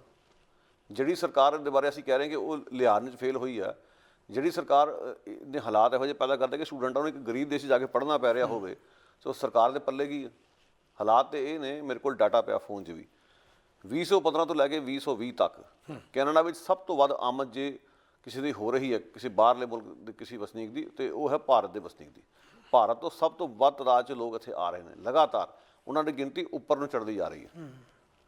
ਸੋ ਇਸ ਸਮੇਂ ਟੌਪ 'ਤੇ ਇੰਡੀਆ। ਜੇ ਮੋਦੀ ਵਾਕਈ ਹੀ ਉੱਥੇ ਕਹਿੰਦਾ ਸੀਗਾ ਕਿ ਵੀ ਅਸੀਂ ਬਾਹਰੋਂ ਕਾਲਾ ਧਨ ਲੈ ਕੇ ਆਉਣਾ, ਅੱਛੇ ਦਿਨ ਆਉਣਗੇ, ਜਾਂ ਅਸੀਂ ਤਕਦੀਰ ਬਦਲ ਦਾਂਗੇ ਮੁਲਕ ਦੀ, ਜਾਂ ਅਸੀਂ ਸਾਧਨ ਪੈਦਾ ਕਰ ਦਾਂਗੇ, ਤਾਂ ਫਿਰ ਕੀ ਮਜਬੂਰੀ ਕਿ ਲੋਕਾਂ ਨੂੰ ਬਾਹਰ ਆਉਣਾ ਪੈ ਰਿਹਾ? ਪਿੱਛੇ 4 ਲੋਕ ਇਸੇ ਦੇ ਗੁਜਰਾਤ ਸੂਬੇ ਤੋਂ ਆਏ ਸੀਗੇ, ਇੱਕੋ ਟੱਬਰ ਦੇ, ਉਹ ਜਿਸ ਤਰ੍ਹਾਂ ਮਰੇ ਸਾਰੀ ਦੁਨੀਆ ਜਾਣਦੀ। ਸੋ ਜੇ ਇਸ ਮੁਲਕ ਦੇ ਵਿੱਚ ਵਾਕਈ ਹਾਲਾਤ ਵਧੀਆ ਹੁੰਦੇ ਤਾਂ ਸਟੂਡੈਂਟਾਂ ਨੂੰ ਬਾਹਰ ਜਾਣ ਦੀ ਕੀ ਲੋੜ ਸੀਗੀ, ਔਰ ਉਹ ਵੀ ਗਰੀਬ ਦੇਸ਼ ਦੇ ਵਿੱਚ। ਸੋ ਇਹ ਗੱਲਾਂ ਨਿਰਮੂਲ ਨੇ ਕਿ ਉਹਨੂੰ ਸਰਕਾਰ ਲਿਆਉਣ ਲਈ ਕੀ ਕਰੇ ਕੀ ਨਾ ਕਰੇ। ਜੇ ਸਰਕਾਰ ਦੇ ਪੱਲੇ ਕੁਝ ਹੁੰਦਾ ਤਾਂ ਇਹ ਸਟੂਡੈਂਟ ਪਹਿਲਾਂ ਉੱਥੇ ਜਾਂਦੇ ਹੀ ਨਾ। ਹੁਣ ਵਾਕਈ ਬੜੀ ਵੱਡੀ ਚੁਣੌਤੀ ਹੈ ਇੰਡੀਅਨ ਗਵਰਨਮੈਂਟ ਲਈ ਕਿ ਸਟੂਡੈਂਟਾਂ ਨੂੰ ਉੱਥੋਂ ਕੱਢ ਕੇ ਲਿਆਇਆ ਜਾਵੇ। ਸੋ ਆਪਰੇਸ਼ਨ ਗੰਗਾ ਨਾਂ ਦਾ ਇੱਕ ਆਪਰੇਸ਼ਨ ਚੱਲ ਰਿਹਾ, ਪਤਾ ਨਹੀਂ ਉਹਨੂੰ ਕਿੰਨਾ ਕੁ ਉਸ ਨੂੰ ਬੂਰ ਪੈਂਦਾ ਨਹੀਂ ਪੈਂਦਾ, ਪਰ ਜਿਹੜੇ ਹਾਲਾਤ ਵਿਗੜੇ ਨੇ ਸਟੂਡੈਂਟ ਜਿਹਨਾਂ ਲਈ ਜਾਣ ਲਈ ਮਜਬੂਰ ਹੋਏ ਨੇ, ਉਹ ਉਹਨਾਂ ਦੀਆਂ ਆਪਣੀ ਨੀਤੀਆਂ ਕਾਰਨ ਹੋਇਆ। ਦੇਖੋ 2001 'ਚ ਮੈਂ ਇੱਥੇ ਆਇਆ ਸੀਗਾ, ਅਸੀਂ ਸੁਣਦੇ ਸੀ ਉਦੋਂ ਕਿਸੇ ਦਾ ਜੀਅ ਨਹੀਂ ਸੀ ਕਰਦਾ ਕੈਨੇਡਾ ਆਉਣ ਨੂੰ, ਬਹੁਤ ਥੋੜ੍ਹੇ ਲੋਕ ਹੁੰਦੇ ਸੀ। ਹੁਣ ਪਿਛਲੇ ਕੁਝ ਸਾਲਾਂ 'ਚ ਲਗਾਤਾਰ ਤੁਹਾਨੂੰ ਫੋਨ ਕਾਲਾਂ ਆਉਂਦੀਆਂ ਰਿਸ਼ਤੇਦਾਰਾਂ ਦੀਆਂ, ਦੋਸਤਾਂ ਦੀਆਂ, ਕਿ ਮੇਰਾ ਨਿਆਣਾ ਬਾਹਰ ਆਉਣਾ ਚਾਹੁੰਦਾ, ਉਹਦੀ ਮਦਦ ਕੀਤੀ ਜਾਵੇ। ਕਿਉਂ ਇਹ ਟ੍ਰੈਂਡ ਚੱਲ ਪਿਆ? ਕਿਉਂਕਿ ਇਹਦਾ ਮਤਲਬ ਇਹ ਦਾਅਵੇ ਨੇ ਕਿ ਅੱਛੇ ਦਿਨ ਆਉਣਗੇ ਜਾਂ ਅਸੀਂ ਆਰਥਿਕਤਾ ਨੂੰ ਉੱਪਰ ਚੱਕਾਂਗੇ। ਕੁਝ ਇਹੋ ਜਿਹਾ ਨਹੀਂ ਹੋਇਆ, ਨਾ ਬਾਹਰੋਂ ਇਨਵੈਸਟਮੈਂਟ ਹੋਈ ਹੈ, ਜਿਹਦੇ ਕਰਕੇ ਸਟੂਡੈਂਟ ਬਾਹਰ ਜਾਣ ਲਈ ਮਜਬੂਰ ਹੋਏ ਨੇ। ਔਰ ਯੂਕਰੇਨ ਵਿੱਚ ਫਸੇ ਹੋਣਾ ਇਸ ਗੱਲ ਦਾ ਸੂਚਕ ਹੈ ਕਿ ਭਾਰਤ ਵਿੱਚ ਸਭ ਅੱਛਾ ਨਹੀਂ ਹੈ, ਜਿਸ ਕਰਕੇ ਉਹ ਪਹਿਲੀ ਗੱਲ ਉੱਥੇ ਗਏ ਔਰ ਫਸ ਗਏ। ਇੱਕ ਇਹ ਵੀ ਗੱਲ ਸਾਹਮਣੇ ਆਈ ਹੈ ਕਿ ਜਿਸ ਤਰ੍ਹਾਂ ਭਾਰਤ ਦੀ ਮੌਜੂਦਾ ਜਾਂ ਇਸ ਤੋਂ ਪਹਿਲਾਂ ਵੀ ਸਰਕਾਰਾਂ ਦੀ ਜੋ ਨੀਤੀ ਰਹੀ ਹੈ, ਜੋ ਆਪਣੇ ਵਿੱਦਿਆ, ਸਿਹਤ, ਇਹਨਾਂ ਨੁਕਤਿਆਂ 'ਤੇ ਉਸ ਦੇ ਵਿੱਚ ਸਰਕਾਰਾਂ ਦਾ ਫੇਲ ਹੋਣਾ ਅਤੇ ਇਸ ਗੱਲ ਦਾ ਸਬੂਤ ਕਿ ਆਪਣਾ ਦੇਸ਼ ਛੱਡ ਕੇ ਵਿਦੇਸ਼ਾਂ 'ਚ ਲੋਕਾਂ ਦਾ ਜਾਣਾ ਇੱਕ ਪ੍ਰਮਾਣ ਹੈ। ਹੁਣ ਕੈਨੇਡਾ 'ਚ ਅਸੀਂ ਬੈਠੇ ਹਾਂ, ਜੇ ਕੈਨੇਡੀਅਨ ਲੋਕ ਕੈਨੇਡਾ ਛੱਡ ਕੇ ਬਾਹਰਲੇ ਦੇਸ਼ਾਂ 'ਚ ਜਾਣਗੇ ਤਾਂ ਫਿਰ ਕੈਨੇਡਾ ਦੇ ਦਾਅਵੇ ਕਿੱਥੇ ਨੇ ਕਿ ਇਹ ਮੁਲਕ ਬਹੁਤ ਵਧੀਆ। ਅਸੀਂ ਇਸੇ ਗੱਲ ਨੂੰ ਭਾਰਤ 'ਤੇ ਜੇਕਰ ਲਾਗੂ ਕਰਦੇ ਹਾਂ, ਸੱਚਾਈ ਹੈ ਕਿ ਕੁਛ ਤੋਂ ਮਜਬੂਰੀਆਂ ਰਹੀ ਹੋंगी, ਯੂ ਹੀ ਕੋਈ ਬੇਵਫਾ ਨਹੀਂ ਹੋਤਾ। ਆਪਣਾ ਮੁਲਕ ਛੱਡਣ ਦੇ ਵਾਸਤੇ ਮਜਬੂਰ ਕਿਉਂ ਹੋ ਰਹੇ ਨੇ? ਇਹ ਉਹਨਾਂ ਤਰਸਯੋਗ ਹਾਲਤ ਜਿਨ੍ਹਾਂ ਵਿਦਿਆਰਥੀਆਂ ਦੀ ਹੈ ਉਹਨਾਂ ਦੇ ਬਾਰੇ ਹੈ ਜੋ ਉੱਥੇ ਇਸ ਵੇਲੇ ਸੰਘਰਸ਼ ਕਰ ਰਹੇ ਨੇ ਅਤੇ ਜਿਸ ਹਾਲਾਤ ਦੇ ਵਿੱਚੋਂ ਉਹਨਾਂ ਨੂੰ ਮਦਦ ਦੇਣ ਦੀ, ਸਹਿਯੋਗ ਦੇਣ ਦੀ ਲੋੜ ਹੈ। ਹੁਣ ਇੱਥੇ ਇੱਕ ਸੰਕਲਪ ਐਸਾ ਆ ਗਿਆ ਕਿ ਜਦੋਂ ਸਿੱਖ ਵਿਰਸਾ, ਇਤਿਹਾਸ, ਸਿਧਾਂਤ ਨੂੰ ਅਸੀਂ ਦੇਖਦੇ ਹਾਂ ਤਾਂ ਹਮੇਸ਼ਾ ਕਿ ਪੀੜਤ ਦੇ ਨਾਲ ਖੜਨਾ ਇੱਕ ਤਾਕਤਵਰ ਹੈ। ਉਹ ਤਾਕਤਵਰ ਕਿਸੇ ਸਮੇਂ ਚਾਹੇ ਮੁਗਲਿਆ ਹਕੂਮਤ ਸੀ, ਔਰੰਗਜ਼ੇਬ ਸੀ, ਜਾਂ ਅੱਜ ਫਾਸ਼ੀਵਾਦੀ ਇੰਡੀਅਨ ਸਟੇਟ ਹਿੰਦੂਤਵਾ ਦਾ ਏਜੰਡਾ ਹੈ, ਜਾਂ ਫਿਰ ਰਸ਼ੀਆ ਦੀ ਗੱਲ ਕਰੀਏ ਤੇ ਯੂਕਰੇਨ ਦੀ ਗੱਲ ਕਰੀਏ, ਉਹਨਾਂ 'ਚ ਵੀ ਇੱਕ ਬਘਿਆੜ ਹੈ ਤੇ ਇੱਕ ਉਸ ਦੇ ਸਾਹਮਣੇ ਲੇਲਾ ਹੈ। ਕਮਜ਼ੋਰ ਵਰਗ ਨਾਲ ਖੜਨਾ ਇਹ ਸਾਡਾ ਸਿਧਾਂਤ ਹੈ ਤੇ ਉੱਥੇ ਆਪਣੀ ਸੀਮਤ ਚਾਹੇ ਜਿੰਨੇ ਵੀ ਸਰੋਤ ਨੇ ਉਹਨਾਂ ਨੂੰ ਵਰਤਣਾ। ਸੋ ਉਹਨਾਂ ਦੇ ਵਿੱਚੋਂ ਖਾਲਸਾ ਏਡ ਜਾਂ ਬਾਕੀ ਸੰਸਥਾਵਾਂ ਦੀ ਗੱਲ ਕਰੀਏ, ਅੱਜ ਇੱਕ ਆਵਾਜ਼ ਰਵੀ ਸਿੰਘ ਵਰਗਿਆਂ ਨੇ ਉਠਾਈ। ਇਹ ਆਵਾਜ਼ ਨੂੰ ਦੁਨੀਆ ਕਿਵੇਂ ਲੈ ਰਹੀ ਹੈ, ਜਾਂ ਇੰਡੀਅਨ ਸਟੇਟ ਦੇ ਕੁਝ ਜਿਹੜੇ ਉਹਨਾਂ ਦੇ ਦੁਮਛੱਲੇ ਨੇ ਉਹ ਇਸ ਦੀ ਨੁਕਤਾਚੀਨੀ ਕਰ ਰਹੇ ਨੇ, ਕਿਉਂ ਇਹ ਗੱਲ ਕਰ ਰਹੇ ਨੇ? ਪਰ ਰਵੀ ਸਿੰਘ ਹੋਰਾਂ ਨੇ ਇਹ ਕਹਿਤਾ ਕਿ ਵੱਖ-ਵੱਖ ਥਾਵਾਂ 'ਤੇ ਜਿੱਥੇ ਜਿੱਥੇ ਜਿਹੜੇ ਵੀ ਲੋੜਵੰਦ ਨੇ ਅਸੀਂ ਆਪਣੇ ਸੀਮਤ ਜੇ ਸਰੋਤਾਂ ਦੇ ਰਾਹੀਂ ਉਹਨਾਂ ਦੀ ਮਦਦ ਕਰਾਂਗੇ, ਜਾਂ ਉਹ ਇੱਕ ਆਵਾਜ਼ ਚੱਲ ਰਹੀ ਹੈ। ਸੋ ਗੁਰਪ੍ਰੀਤ ਸਿੰਘ ਜੀ, ਜਦੋਂ ਅਸੀਂ ਚਾਹੇ ਫਲਸਤੀਨ ਦੀ ਗੱਲ ਪਿੱਛੇ ਕੀਤੀ ਹੈ ਜਾਂ ਇਸ ਤੋਂ ਇਲਾਵਾ ਮੱਧ ਏਸ਼ੀਆ ਦੇ ਹੋਰ ਦੇਸ਼ ਨੇ ਜਿਨ੍ਹਾਂ ਦੇ ਵਿੱਚੋਂ ਬਹੁਤ ਸਾਰੇ ਮੁਸਲਿਮ ਦੇਸ਼ ਨੇ, ਕਈਆਂ ਦੇ ਵਿੱਚੋਂ ਬੜੇ ਖਤਰਨਾਕ ਹਾਲਾਤ ਨੇ, ਜ਼ਿੰਦਗੀ ਮੌਤ ਦਾ ਸਵਾਲ ਹੁੰਦਾ ਹੈ। ਸੋ ਅੱਜ ਯੂਕਰੇਨ ਦੀ ਵਾਰੀ ਆ ਗਈ ਹੈ। ਸੋ ਜਿਹੜੀ ਇਹ ਸਿੱਖ ਫਲਸਫੇ ਤੇ ਸਰਬੱਤ ਦੇ ਭਲੇ ਤੇ ਸੇਵਾ ਦੀ ਸੋਚ ਹੈ, ਉੱਥੇ ਜਿੰਨਾ ਇਹ ਭੂਮਿਕਾ ਨਿਭਾਉਣ ਦੀ ਇਸ ਵੇਲੇ ਚਾਹੇ ਖਾਲਸਾ ਏਡ ਜਾਂ ਬਾਕੀਆਂ ਦੀ ਸੋਚ ਹੈ, ਉਸ ਦੇ ਬਾਰੇ ਜ਼ਰੂਰ ਰੋਸ਼ਨੀ ਪਾਓ। ਕਿਉਂਕਿ ਖਾਲਸਾ ਏਡ ਵਾਲੇ ਦਾ ਲਗਾਤਾਰ ਕੰਮ ਕਰ ਰਹੇ, ਪਹਿਲਾਂ ਵੀ ਉਹਨਾਂ ਨੇ ਮਿਡਲ ਈਸਟ 'ਚ ਵੀ ਕੰਮ ਕੀਤਾ ਹੋਇਆ, ਈਵਨ ਰੋਹਿੰਗਿਆ ਭਾਈਚਾਰੇ ਲਈ ਵੀ ਖੜੇ ਹੋਏ। ਈਵਨ ਹਿੰਦੁਸਤਾਨ ਦੇ ਵਿੱਚ ਹੀ ਜੋ ਕਰੋਪੀ ਆਈਆਂ, ਲੋਕ ਸੰਕਟ ਦਾ ਸ਼ਿਕਾਰ ਹੋਏ, ਚਾਹੇ ਕਸ਼ਮੀਰੀ ਕਿਤੇ ਫਸੇ, ਉਹਨਾਂ ਨੇ ਮਦਦ ਕੀਤੀ। ਪਰ ਬੜੇ ਦੁੱਖ ਦੀ ਗੱਲ ਕਿ ਜਿਹੜੇ ਲੋਕ ਆਪ ਤਾਂ ਕੁਝ ਕਰ ਨਹੀਂ ਸਕਦੇ, ਹੁਣ ਜਿਹੜੇ ਮੋਦੀ ਦੇ ਸਰਕਾਰ ਦੇ ਜਿਹੜੇ ਗੁਮਾਸ਼ਤੇ ਆ, ਜਿਹੜੇ ਇਸ ਸਵਾਲ ਦਾ ਜਵਾਬ ਦੇ ਨਹੀਂ ਪਾ ਰਹੇ ਕਿ ਬਈ ਸਟੂਡੈਂਟ ਬਾਹਰ ਜਾਣ ਲਈ ਮਜਬੂਰ ਕਿਉਂ ਹੋਏ ਨੇ ਅਤੇ ਉਹਨਾਂ ਨੂੰ ਵਾਪਸ ਲਿਆਉਣ 'ਚ ਤੁਸੀਂ ਕਿਉਂ ਫੇਲ ਹੋਏ ਹੋ, ਤੁਹਾਡਾ ਆਪਰੇਸ਼ਨ ਗੰਗਾ ਜਿਹੜਾ ਉਹ ਕਿੰਨਾ ਕਾਮਯਾਬ ਹੋਇਆ, ਨਹੀਂ ਹੋਇਆ, ਇਹਨਾਂ ਸਵਾਲਾਂ ਦਾ ਜਵਾਬ ਤਾਂ ਉਹਨਾਂ ਕੋਲ ਹੈ ਨਹੀਂ ਦੇਣ ਨੂੰ। ਉਲਟਾ ਨੁਕਤਾਚੀਨੀ ਕਰਨ ਲਈ ਤਿਆਰ ਨੇ ਖਾਲਸਾ ਏਡ ਵਰਗੀ ਸੰਸਥਾ ਦੀ, ਕਿਉਂਕਿ ਉਹ ਰੜਕਦੇ ਉਹਨਾਂ ਨੂੰ। ਇੱਕ ਤਾਂ ਉਹਨਾਂ ਦੀ ਪੱਗ ਤੋਂ ਪਰੇਸ਼ਾਨੀ ਹੈ, ਇੱਕ ਰਵੀ ਸਿੰਘ ਦੀ ਆਪਣੀ ਪਛਾਣ ਤੋਂ ਪਰੇਸ਼ਾਨੀ। ਰਵੀ ਸਿੰਘ ਨੇ ਮਨੋਰਟੀ ਦੀ ਹਾਲਤ ਨਾਲ ਮਾਰਿਆ, ਉਹ ਬਹੁਤ ਵੱਡਾ ਇਹਨਾਂ ਲਈ ਇਹਨੂੰ ਬਰਦਾਸ਼ਤ ਨਹੀਂ ਕਰ ਸਕਦੇ ਉਸ ਗੱਲ ਨੂੰ। ਸੋ ਲਗਾਤਾਰ ਉਸ 'ਤੇ ਕਿੰਤੂ ਪਰੰਤੂ ਹੋ ਰਿਹਾ, ਬਜਾਏ ਕਿ ਤੁਸੀਂ ਆਪ ਕੀ ਡਿਲੀਵਰ ਕੀਤਾ ਇਹ ਦੱਸੋ। ਆਪ ਤਾਂ ਫੇਲ ਹੋਏ ਨੇ ਹਰ ਇੱਕ ਫਰੰਟ ਤੋਂ, ਔਰ ਜਿਹਦੇ ਚਲਦੇ ਸਟੂਡੈਂਟ ਬਾਹਰ ਜਾਣ ਲਈ ਮਜਬੂਰ ਹੋਏ। ਅੱਜ ਉਹਨਾਂ ਨੂੰ ਵਾਪਸ ਲਿਆਉਣ ਲਈ ਬੁਰੀ ਹਾਲਤ ਹੋਈ ਪਈ ਇਹਨਾਂ ਦੀ, ਇਹਨਾਂ ਕੋਲ ਵਸੀਲੇ ਹੈ ਨਹੀਂਗੇ। ਸੋ ਰਵੀ ਸਿੰਘ ਦਾ ਸਵਾਗਤ ਕਰਨਾ ਚਾਹੀਦਾ, ਉਹ ਤਾਂ ਆਪਣਾ ਕੰਮ ਉਸੇ ਗੁਰੂ ਆਸ਼ੇ ਮੁਤਾਬਕ ਜਾਂ ਭਾਈ ਕਨ੍ਹੱਈਆ ਦੀ ਸੋਚ ਅਨੁਸਾਰ ਹੀ ਕਰ ਰਹੇ, ਇਹ ਤਾਂ ਸੱਚਾਈ ਹੈ, ਕੋਈ ਸ਼ੱਕ ਨਹੀਂ। ਉਲਟਾ ਇੱਥੇ ਵੀ ਤੁਸੀਂ ਵੇਖੋ, ਸਾਡੇ ਹੀ ਆਪਣੇ ਭਾਈਚਾਰੇ ਦੇ ਲੋਕ, ਵਨ ਵੋਇਸ ਗਰੁੱਪ ਜਿਹੜਾ, ਜਿਨ੍ਹਾਂ ਨੇ ਇੰਟਰਨੈਸ਼ਨਲ ਸਟੂਡੈਂਟਾਂ ਦੀ ਬਾਂਹ ਫੜੀ ਹੋਈ ਹੈ, ਜਾਂ ਉਹਨਾਂ ਦੀ ਜਿਹੜੀ ਆਗੂ ਤਪਿੰਦਰ ਕੌਰ ਸਰਾਂ ਜਿਹੜੀ ਖੁਦ ਇੱਕ ਸਮਰਪਿਤ ਸਿੱਖ ਹੈ, ਉਹਨਾਂ ਵੱਲੋਂ ਬਕਾਇਦਾ 6 ਤਾਰੀਖ ਨੂੰ ਮਾਰਚ ਨੂੰ ਸ਼ਾਮ ਨੂੰ 6 ਵਜੇ ਆਉਂਦੇ ਐਤਵਾਰ ਨੂੰ ਹਾਲੈਂਡ ਪਾਰਕ ਸਰੀ ਵਿਖੇ ਇਕੱਤਰਤਾ ਰੱਖੀ ਗਈ ਜੀ ਯੂਕਰੇਨ ਦੇ ਲੋਕਾਂ ਲਈ। ਔਰ ਉਹਨਾਂ ਨੇ ਅਪੀਲ ਕੀਤੀ ਕਿ ਸਾਰੇ ਨੀਲੇ ਰੰਗ ਦੇ ਜਾਂ ਪੀਲੇ ਰੰਗ ਦੇ ਬਸਤਰ ਪਾ ਕੇ ਆਉਣ, ਤਾਂ ਜੋ ਅਸੀਂ ਮਤਲਬ ਯੂਕਰੇਨ ਦਾ ਜਿਹੜਾ ਝੰਡਾ ਹੈ ਉਸ ਦੇ ਰੰਗ ਦੇ ਮੁਤਾਬਕ ਕੱਪੜੇ ਪਾ ਕੇ ਆਪਣੀ ਇੱਕ ਮੁਰਤਾ ਯੂਕਰੇਨੀ ਲੋਕਾਂ ਨਾਲ ਜ਼ਾਹਰ ਕਰ ਸਕੀਏ। ਇਹ ਸਪਿਰਿਟ ਤਾਂ ਸਿੱਖੀ 'ਚੋਂ ਹੀ ਆਈ ਹੈ ਨਾ। ਹੁਣ ਜਿਹੜੇ ਲੋਕ ਆਪ ਤਾਂ ਕੁਝ ਕਰਨ ਜੋਗੇ ਹੈ ਨਹੀਂਗੇ। ਉਲਟ ਗੱਲ ਇਹ ਹੈ ਕਿ ਇਹ ਉਹ ਲੋਕ ਨੇ ਜਿਨ੍ਹਾਂ ਨੇ ਕਦੇ ਅੱਜ ਤੱਕ ਇਹ ਦ੍ਰਿੜਤਾ ਨਹੀਂ ਵਿਖਾਈ ਕਿ ਮੋਦੀ ਨੂੰ ਸਵਾਲ ਕਰਨ। ਹੁਣ ਰੂਸ ਨੂੰ ਤਾਂ ਆਪਾਂ ਜ਼ਾਲਮ ਕਹਿ ਰਹੇ ਹਾਂ, ਪਰ ਕੀ ਭਾਰਤ ਸਰਕਾਰ ਆਪ ਘੱਟ ਜ਼ਾਲਮ? ਕਸ਼ਮੀਰੀਆਂ ਨੂੰ ਜਿਵੇਂ ਨੱਪਿਆ ਹੋਇਆ ਭਾਰਤ ਸਰਕਾਰ ਨੇ, ਜਾਂ ਘੱਟ ਗਿਣਤੀਆਂ ਨੂੰ ਜਿਵੇਂ ਨੱਪਿਆ ਜਾ ਰਿਹਾ ਲਗਾਤਾਰ, ਜਾਂ ਇਹਨਾਂ ਦੀਆਂ ਨੀਤੀਆਂ ਕਾਰਨ ਬੰਗਲਾਦੇਸ਼ ਬਣਿਆ ਜਾਂ ਕੁਝ ਹੁੰਦਾ ਰਿਹਾ, ਉਹਦੇ ਸਵਾਲਾਂ ਦਾ ਜਵਾਬ ਕੌਣ ਦੇਊਗਾ? ਸੋ ਸਾਮਰਾਜੀ ਰੁਚੀ ਇਹਨਾਂ ਵਿੱਚ ਵੀ ਨੇ, ਇਹਨਾਂ ਲੋਕਾਂ 'ਚ ਵੀ। ਸੋ ਕਹਿਣ ਦਾ ਮਤਲਬ ਕਿ ਸਾਨੂੰ ਹਰੇਕ ਥਾਂ ਵੇਖਣਾ ਪੈਣਾ ਕਿ ਕਿਹੜਾ ਕਿੱਥੇ ਬਘਿਆੜ ਖਲੋਤਾ ਕਿਹੜਾ ਦਰਿੰਦਾ, ਕਿਹੜਾ ਤਾਨਾਸ਼ਾਹ, ਹਰ ਇੱਕ ਦੇ ਖਿਲਾਫ ਸਾਨੂੰ ਆਵਾਜ਼ ਉਠਾਉਣੀ ਚਾਹੀਦੀ। ਸੋ ਇਹ ਨਹੀਂ ਹੋ ਸਕਦਾ ਕਿ ਆਪਾਂ ਰੂਸ ਬਾਰੇ ਚੁੱਪ ਕਰ ਜਾਈਏ ਤੇ ਸਿਰਫ ਹਿੰਦੁਸਤਾਨ ਬਾਰੇ ਗੱਲ ਕਰੀਏ, ਜਾਂ ਹਿੰਦੁਸਤਾਨ ਬਾਰੇ ਆਪਣਾ ਬਿਲਕੁਲ ਚੁੱਪ ਕਰ ਜਾਈਏ, ਸਾਰਾ ਨਸਲਾ ਰੂਸ 'ਤੇ ਝਾੜ ਦਈਏ। ਸੋ ਸਾਰੇ ਪਾਸੇ ਵੇਖਣਾ ਪੈਂਦਾ। ਇਜ਼ਰਾਈਲ ਧੱਕਾ ਕਰ ਰਿਹਾ, ਉਹ ਵੀ ਵੇਖੋ। ਇਸ ਗੱਲ ਦੀ ਸਾਨੂੰ ਬੜੀ ਪਰੇਸ਼ਾਨੀ ਕਿ ਕਈ ਜਿਹੜੇ ਲੋਕ ਨੇ, ਜਿਹੜੇ ਤਾਂ ਮਨੁੱਖਤਾਵਾਦੀ ਨੇ, ਇਮਾਨਦਾਰੀ ਨਾਲ ਉਹਨਾਂ ਨੇ ਕੋਈ ਕਿਸੇ ਕਿਸਮ ਦਾ ਵਿਤਕਰਾ ਨਹੀਂ ਕੀਤਾ, ਚਾਹੇ ਉਹ ਰਵੀ ਸਿੰਘ ਖਾਲਸਾ ਏਡ ਵਾਲੇ ਹੋਏ ਜਾਂ ਸਾਡੇ ਆਪਣੇ ਇਸ ਭਾਈਚਾਰੇ 'ਚ ਕੁਛ ਲੋਕ ਜਿਹੜੇ ਸੁਹਿਰਦ ਲੋਕ, ਜਿਨ੍ਹਾਂ ਨੇ ਹਮੇਸ਼ਾ ਅੱਜ ਯੂਕਰੇਨੀ ਲੋਕਾਂ ਨਾਲ ਖੜੇ ਆ, ਕੱਲ੍ਹ ਕਿਸਾਨਾਂ ਨਾਲ ਵੀ ਖੜੇ ਸੀਗੇ। ਉਹਨਾਂ ਦੀ ਇਮਾਨਦਾਰੀ 'ਤੇ ਮੈਂ ਸ਼ੱਕ ਨਹੀਂ ਕਰਦਾ, ਪਰ ਸਿਆਸਤਦਾਨਾਂ ਦੀ ਇੱਕ ਸਮੱਸਿਆ ਬਣ ਗਈ ਕਿ ਹਰ ਚੀਜ਼ ਜਿਹੜੀ ਹੈ, ਤੇਲ ਵੇਖੋ, ਤੇਲ ਦੀ ਧਾਰ ਵੇਖੋ ਅਨੁਸਾਰ ਹੈ। ਹੁਣ ਗੁਜਰਾਤ ਕਤਲੇਆਮ ਦੀ 20 ਵਰ੍ਹੇਗੰਢ ਚੱਲ ਰਹੀ ਹੈ। ਕਿੰਨੇ ਕੁ ਲੋਕਾਂ ਨੇ ਉਹਨਾਂ ਮ੍ਰਿਤਕਾਂ ਨੂੰ ਯਾਦ ਕੀਤਾ, ਕਿੰਨੀ ਕੁ ਆਵਾਜ਼ ਉਹਨਾਂ ਲਈ ਇੱਥੇ ਕੈਨੇਡਾ 'ਚ ਉੱਠੀ ਹੈ। ਉਲਟਾ ਸਾਡੇ ਭਾਈਚਾਰੇ ਦੇ ਲੋਕ ਉਸ ਦਰਦ ਨੂੰ ਭੁਲਾ ਕੇ ਯੂਕਰੇਨ ਦੀ ਗੱਲ ਜ਼ਿਆਦਾ ਕਰ ਰਹੇ ਨੇ, ਕਿਉਂਕਿ ਯੂਕਰੇਨ ਦੀਆਂ ਸੁਰਖੀਆਂ ਨੇ ਸਾਰੇ ਅਖਬਾਰਾਂ ਦੇ ਵਿੱਚ। ਸੋ ਇਹ ਜਿਹੜਾ ਸੁਰਖੀਆਂ ਵੇਖ ਕੇ, ਟਰੈਂਡ ਵੇਖ ਕੇ ਚੱਲਣਾ, ਮੇਰਾ ਖਿਆਲ ਇਹ ਆਪਣਾ ਇੱਕ ਤਰੀਕੇ ਨਾਲ ਕਿਸੇ ਵੀ ਮੁੱਦੇ ਨਾਲ ਨਾਇਨਸਾਫੀ ਹੈ। ਸੱਚਾਈ ਇਹ ਕਿ ਜਿਹੜੇ ਵਿਅਕਤੀ ਸਪਸ਼ਟ ਪਹੁੰਚ ਰੱਖਦੇ ਨੇ ਉਹਨਾਂ ਲਈ ਇੰਨਾ ਜ਼ਿਆਦਾ ਇਹ ਦਵੰਦ ਵਾਲਾ ਕੰਮ ਨਹੀਂ ਹੋ ਸਕਦਾ, ਕਿਉਂਕਿ ਜੇ ਚਾਹੇ ਯੂਕਰੇਨ ਹੈ, ਚਾਹੇ ਫਲਸਤੀਨ ਹੈ, ਜਾਂ ਭਾਰਤ ਦੇ ਵਿੱਚ ਕਿਤੇ ਧੱਕਾ ਹੋ ਰਿਹਾ ਜਾਂ ਰੋਹਿੰਗਿਆ ਭਾਈਚਾਰਾ ਜਿਹੜਾ ਕਿ ਨਿਸ਼ਾਨਾ ਬਣਾਇਆ ਜਾ ਰਿਹਾ, ਉਹਨਾਂ ਦੀ ਸੋਚ ਇੱਕੋ ਹੀ ਹੋਏਗੀ, ਕਿਉਂਕਿ ਉਹਨਾਂ ਦੀ ਸੋਚ ਮਨੁੱਖਤਾਵਾਦੀ ਹੈ। ਉਹਨਾਂ ਲਈ ਕੋਈ ਇਹ ਧਰਮ ਸੰਕਟ ਨਹੀਂ ਕਿ ਹੁਣ ਪਿਕ ਐਂਡ ਚੂਜ਼ ਚੁਣੋ ਤੇ ਫਿਰ ਬਿਆਨ ਦਿਓ। ਇਹ ਬਿਆਨ ਨੀਤੀ ਹੁਣ BC ਦੇ ਮੁੱਖ ਮੰਤਰੀ ਜੌਨ ਆਰਗਨ ਉਹ ਬਿਆਨ ਦੇ ਰਹੇ ਨੇ, ਜਾਂ ਲਿਬਰਲ ਪਾਰਟੀ ਆਗੂ ਜੋ ਕੈਵਨ ਫਾਲਕਨ ਨੇ ਉਹ ਬਿਆਨ ਦੇ ਰਹੇ ਨੇ। ਇਸ ਮਾਮਲੇ ਦੇ ਵਿੱਚ ਉਹਨਾਂ ਦੇ ਬਿਆਨ ਬੜੇ ਨੇ, ਪਰ ਜਦੋਂ ਇਹੀ ਗੱਲ ਆਵਾਜ਼ ਇੰਡੀਆ ਦੇ ਵਿੱਚ ਜਿਹੜੇ ਪੀੜਤ ਨੇ, ਜਿਨ੍ਹਾਂ 'ਤੇ ਲਗਾਤਾਰ ਧੱਕਾ ਹੁੰਦਾ, ਜਦੋਂ ਉੱਥੇ ਫਾਸ਼ੀਵਾਦੀ ਪਹੁੰਚ ਦੀ ਗੱਲ ਚੱਲਦੀ ਹੈ ਤਾਂ ਜਿੰਨਾ ਮਰਜ਼ੀ ਕਹਿ ਲਓ, ਮੂੰਹ 'ਚੋਂ ਇੱਕ ਲਫ਼ਜ਼ ਨਹੀਂ ਫੁੱਟਦਾ, ਮੂੰਹ 'ਚ ਘੁੰਗਣੀਆਂ ਪਾ ਲੈਂਦੇ ਨੇ। ਸਮੱਸਿਆ ਕੀ ਹੈ? ਸਮੱਸਿਆ ਇਹ ਹੀ ਹੈ ਕਿ ਪਿਕ ਐਂਡ ਚੂਜ਼, ਕਿੱਥੇ ਅਸੀਂ ਹਮਾਇਤ ਕਰਨੀ ਹੈ, ਕਿੱਥੇ ਨਹੀਂ ਕਰਨੀ। ਜਦੋਂ ਕਿ ਗੁੱਟ ਨਿਰਲੇਪ ਤਾਂ ਅਸਲ 'ਚ ਉਹ ਹੈ ਜਿਹੜਾ ਬਿਲਕੁਲ ਨਿਰਲੇਪ ਹੈ, ਜਿਹਦੇ ਲਈ ਕੋਈ ਵੀ ਪੀੜਤ ਹੈ ਉਹਦੇ ਨਾਲ ਖੜਨਾ। ਸਾਨੂੰ ਇਸ ਗੱਲ ਨੂੰ ਵੀ ਅਸੀਂ ਪਿੱਛੇ ਰੱਖ ਰਹੇ ਹਾਂ ਕਿ ਜਿਹੜੀ ਅੱਜ ਤੱਕ ਪੱਛਮੀ ਦੇਸ਼ਾਂ ਨੇ ਨਸਲਵਾਦੀ ਪਹੁੰਚ ਰੱਖੀ ਹੈ, ਇਹ ਸੱਚਾਈ ਹੈ ਕਿ ਇਜ਼ਰਾਈਲ ਦੇ ਹਮੈਤੀ ਬਣਨਾ ਅਤੇ ਫਲਸਤੀਨ ਦਾ ਵਿਰੋਧ ਕਰਨਾ, ਇੱਥੇ ਕੋਈ ਦੋਰਾਮਾ ਨਹੀਂ। ਇਹ ਕਾਰਨ ਇਹ ਹੈ ਕਿ ਚਮੜੀ ਦਾ ਰੰਗ ਜਾਂ ਉਹਨਾਂ ਦਾ ਧਰਮ ਜਾਂ ਫਿਰਕਾ, ਇੱਕ ਪਾਸੇ ਮੁਸਲਿਮ ਨੇ, ਦੂਸਰੇ ਪਾਸੇ ਯਹੂਦੀ ਨੇ। ਅਤੇ ਇਹ ਪੱਛਮੀ ਮੁਲਕਾਂ ਦਾ ਇਹ ਜਿਹੜਾ ਟਰੈਂਡ ਹੈ, ਇਹ ਬੜਾ ਖਤਰਨਾਕ ਹੈ। ਇਸ ਗੱਲ ਦੇ ਲਈ ਭਾਰਤ ਵਰਗੇ ਦੇਸ਼ ਵੀ ਇਜ਼ਰਾਈਲ ਦੀ ਜਦੋਂ ਜਾਂ ਉਹਨਾਂ ਦੀਆਂ ਚੀਜ਼ਾਂ ਵਸਤਾਂ ਜਾਂ ਉਹਨਾਂ ਦੀਆਂ ਜਿਹੜੀਆਂ ਡਿਵਾਈਸਿਸ ਹੈ, ਉਹਨਾਂ ਦੀ ਬੜੀ ਵੱਡੀ ਗੱਲ ਕਰਦੇ ਨੇ, ਹਮਾਇਤ ਕਰਦੇ ਨੇ। ਪਰ ਜਦੋਂ ਇੱਥੇ ਫਲਸਤੀਨ ਦੀ ਹਮਾਇਤ ਦੀ ਗੱਲ ਆ ਜਾਂਦੀ ਹੈ ਤਾਂ ਇਸ ਕਰਕੇ ਵਿਰੋਧ ਕੀਤਾ ਜਾਂਦਾ ਕਿ ਭਾਰਤ ਦੇ ਵਿੱਚ ਵੀ ਮੁਸਲਿਮ ਨਿਸ਼ਾਨੇ 'ਤੇ ਨੇ। ਸਾਨੂੰ ਕੋਈ ਇਤਰਾਜ਼ ਨਹੀਂ ਕਿ ਜੇ ਯੂਕਰੇਨ 'ਚੋਂ ਵਿਦਿਆਰਥੀ ਕੱਢੇ ਨੇ, ਉਹਨਾਂ ਦਾ ਆਪਰੇਸ਼ਨ ਗੰਗਾ ਆਪਰੇਸ਼ਨ ਨਾ ਰੱਖ ਲਓ, ਪਰ ਜ਼ਰਾ ਇਹ ਤਾਂ ਦੱਸ ਦਿਓ ਕਿ ਉੱਥੇ ਗੰਗਾ ਤੋਂ ਇਲਾਵਾ ਬਾਕੀ ਵੀ ਨੇ, ਜਾਂ ਉਹ ਲੋਕ ਵੀ ਨੇ ਜਿਨ੍ਹਾਂ ਦੀ ਉੱਥੇ ਆਪਣੀ ਧਾਰਮਿਕ ਮਨੋਦਿਸ਼ਾ ਕੋਈ ਵੱਖਰੀ ਹੈ। ਕੀ ਹੁਣ ਗੰਗਾ ਜਾਂ ਆਯੁਸ਼ਮਾਨ ਜਾਂ ਉਹ ਸਾਰੇ ਸ਼ਬਦ ਇੱਕ ਖਾਸ ਨੁਕਤੇ ਤੋਂ ਚੱਕ ਕੇ ਹੀ ਦੇਸ਼ ਦੀ ਪਛਾਣ ਬਣਾਓਗੇ? ਕਿ ਜੇ ਕਿਸੇ ਦੇ ਨਾਲ ਮਦਦ ਕਰਨਾ ਉਹਦੇ 'ਚ ਵੀ ਸਿਆਸਤ ਖੇਡਣੀ ਹੈ? ਕਿ ਜੇ ਵਿਦਿਆਰਥੀਆਂ ਨੂੰ ਕੱਢਣਾ ਉੱਥੇ ਵੀ ਤੁਸੀਂ ਇਹ ਕਰਨਾ ਕਿ ਇਹ ਸਾਡਾ ਆਪਰੇਸ਼ਨ ਹੈ, ਇਹ ਸਾਡੇ ਖਾਸ ਧਾਰਮਿਕ ਤੌਰ 'ਤੇ ਜਿਹੜੀ ਇੱਕ ਵੱਖਰੀ ਪਹੁੰਚ ਹੈ ਉਹਦੇ ਅਨੁਸਾਰ ਹੀ ਹੈ?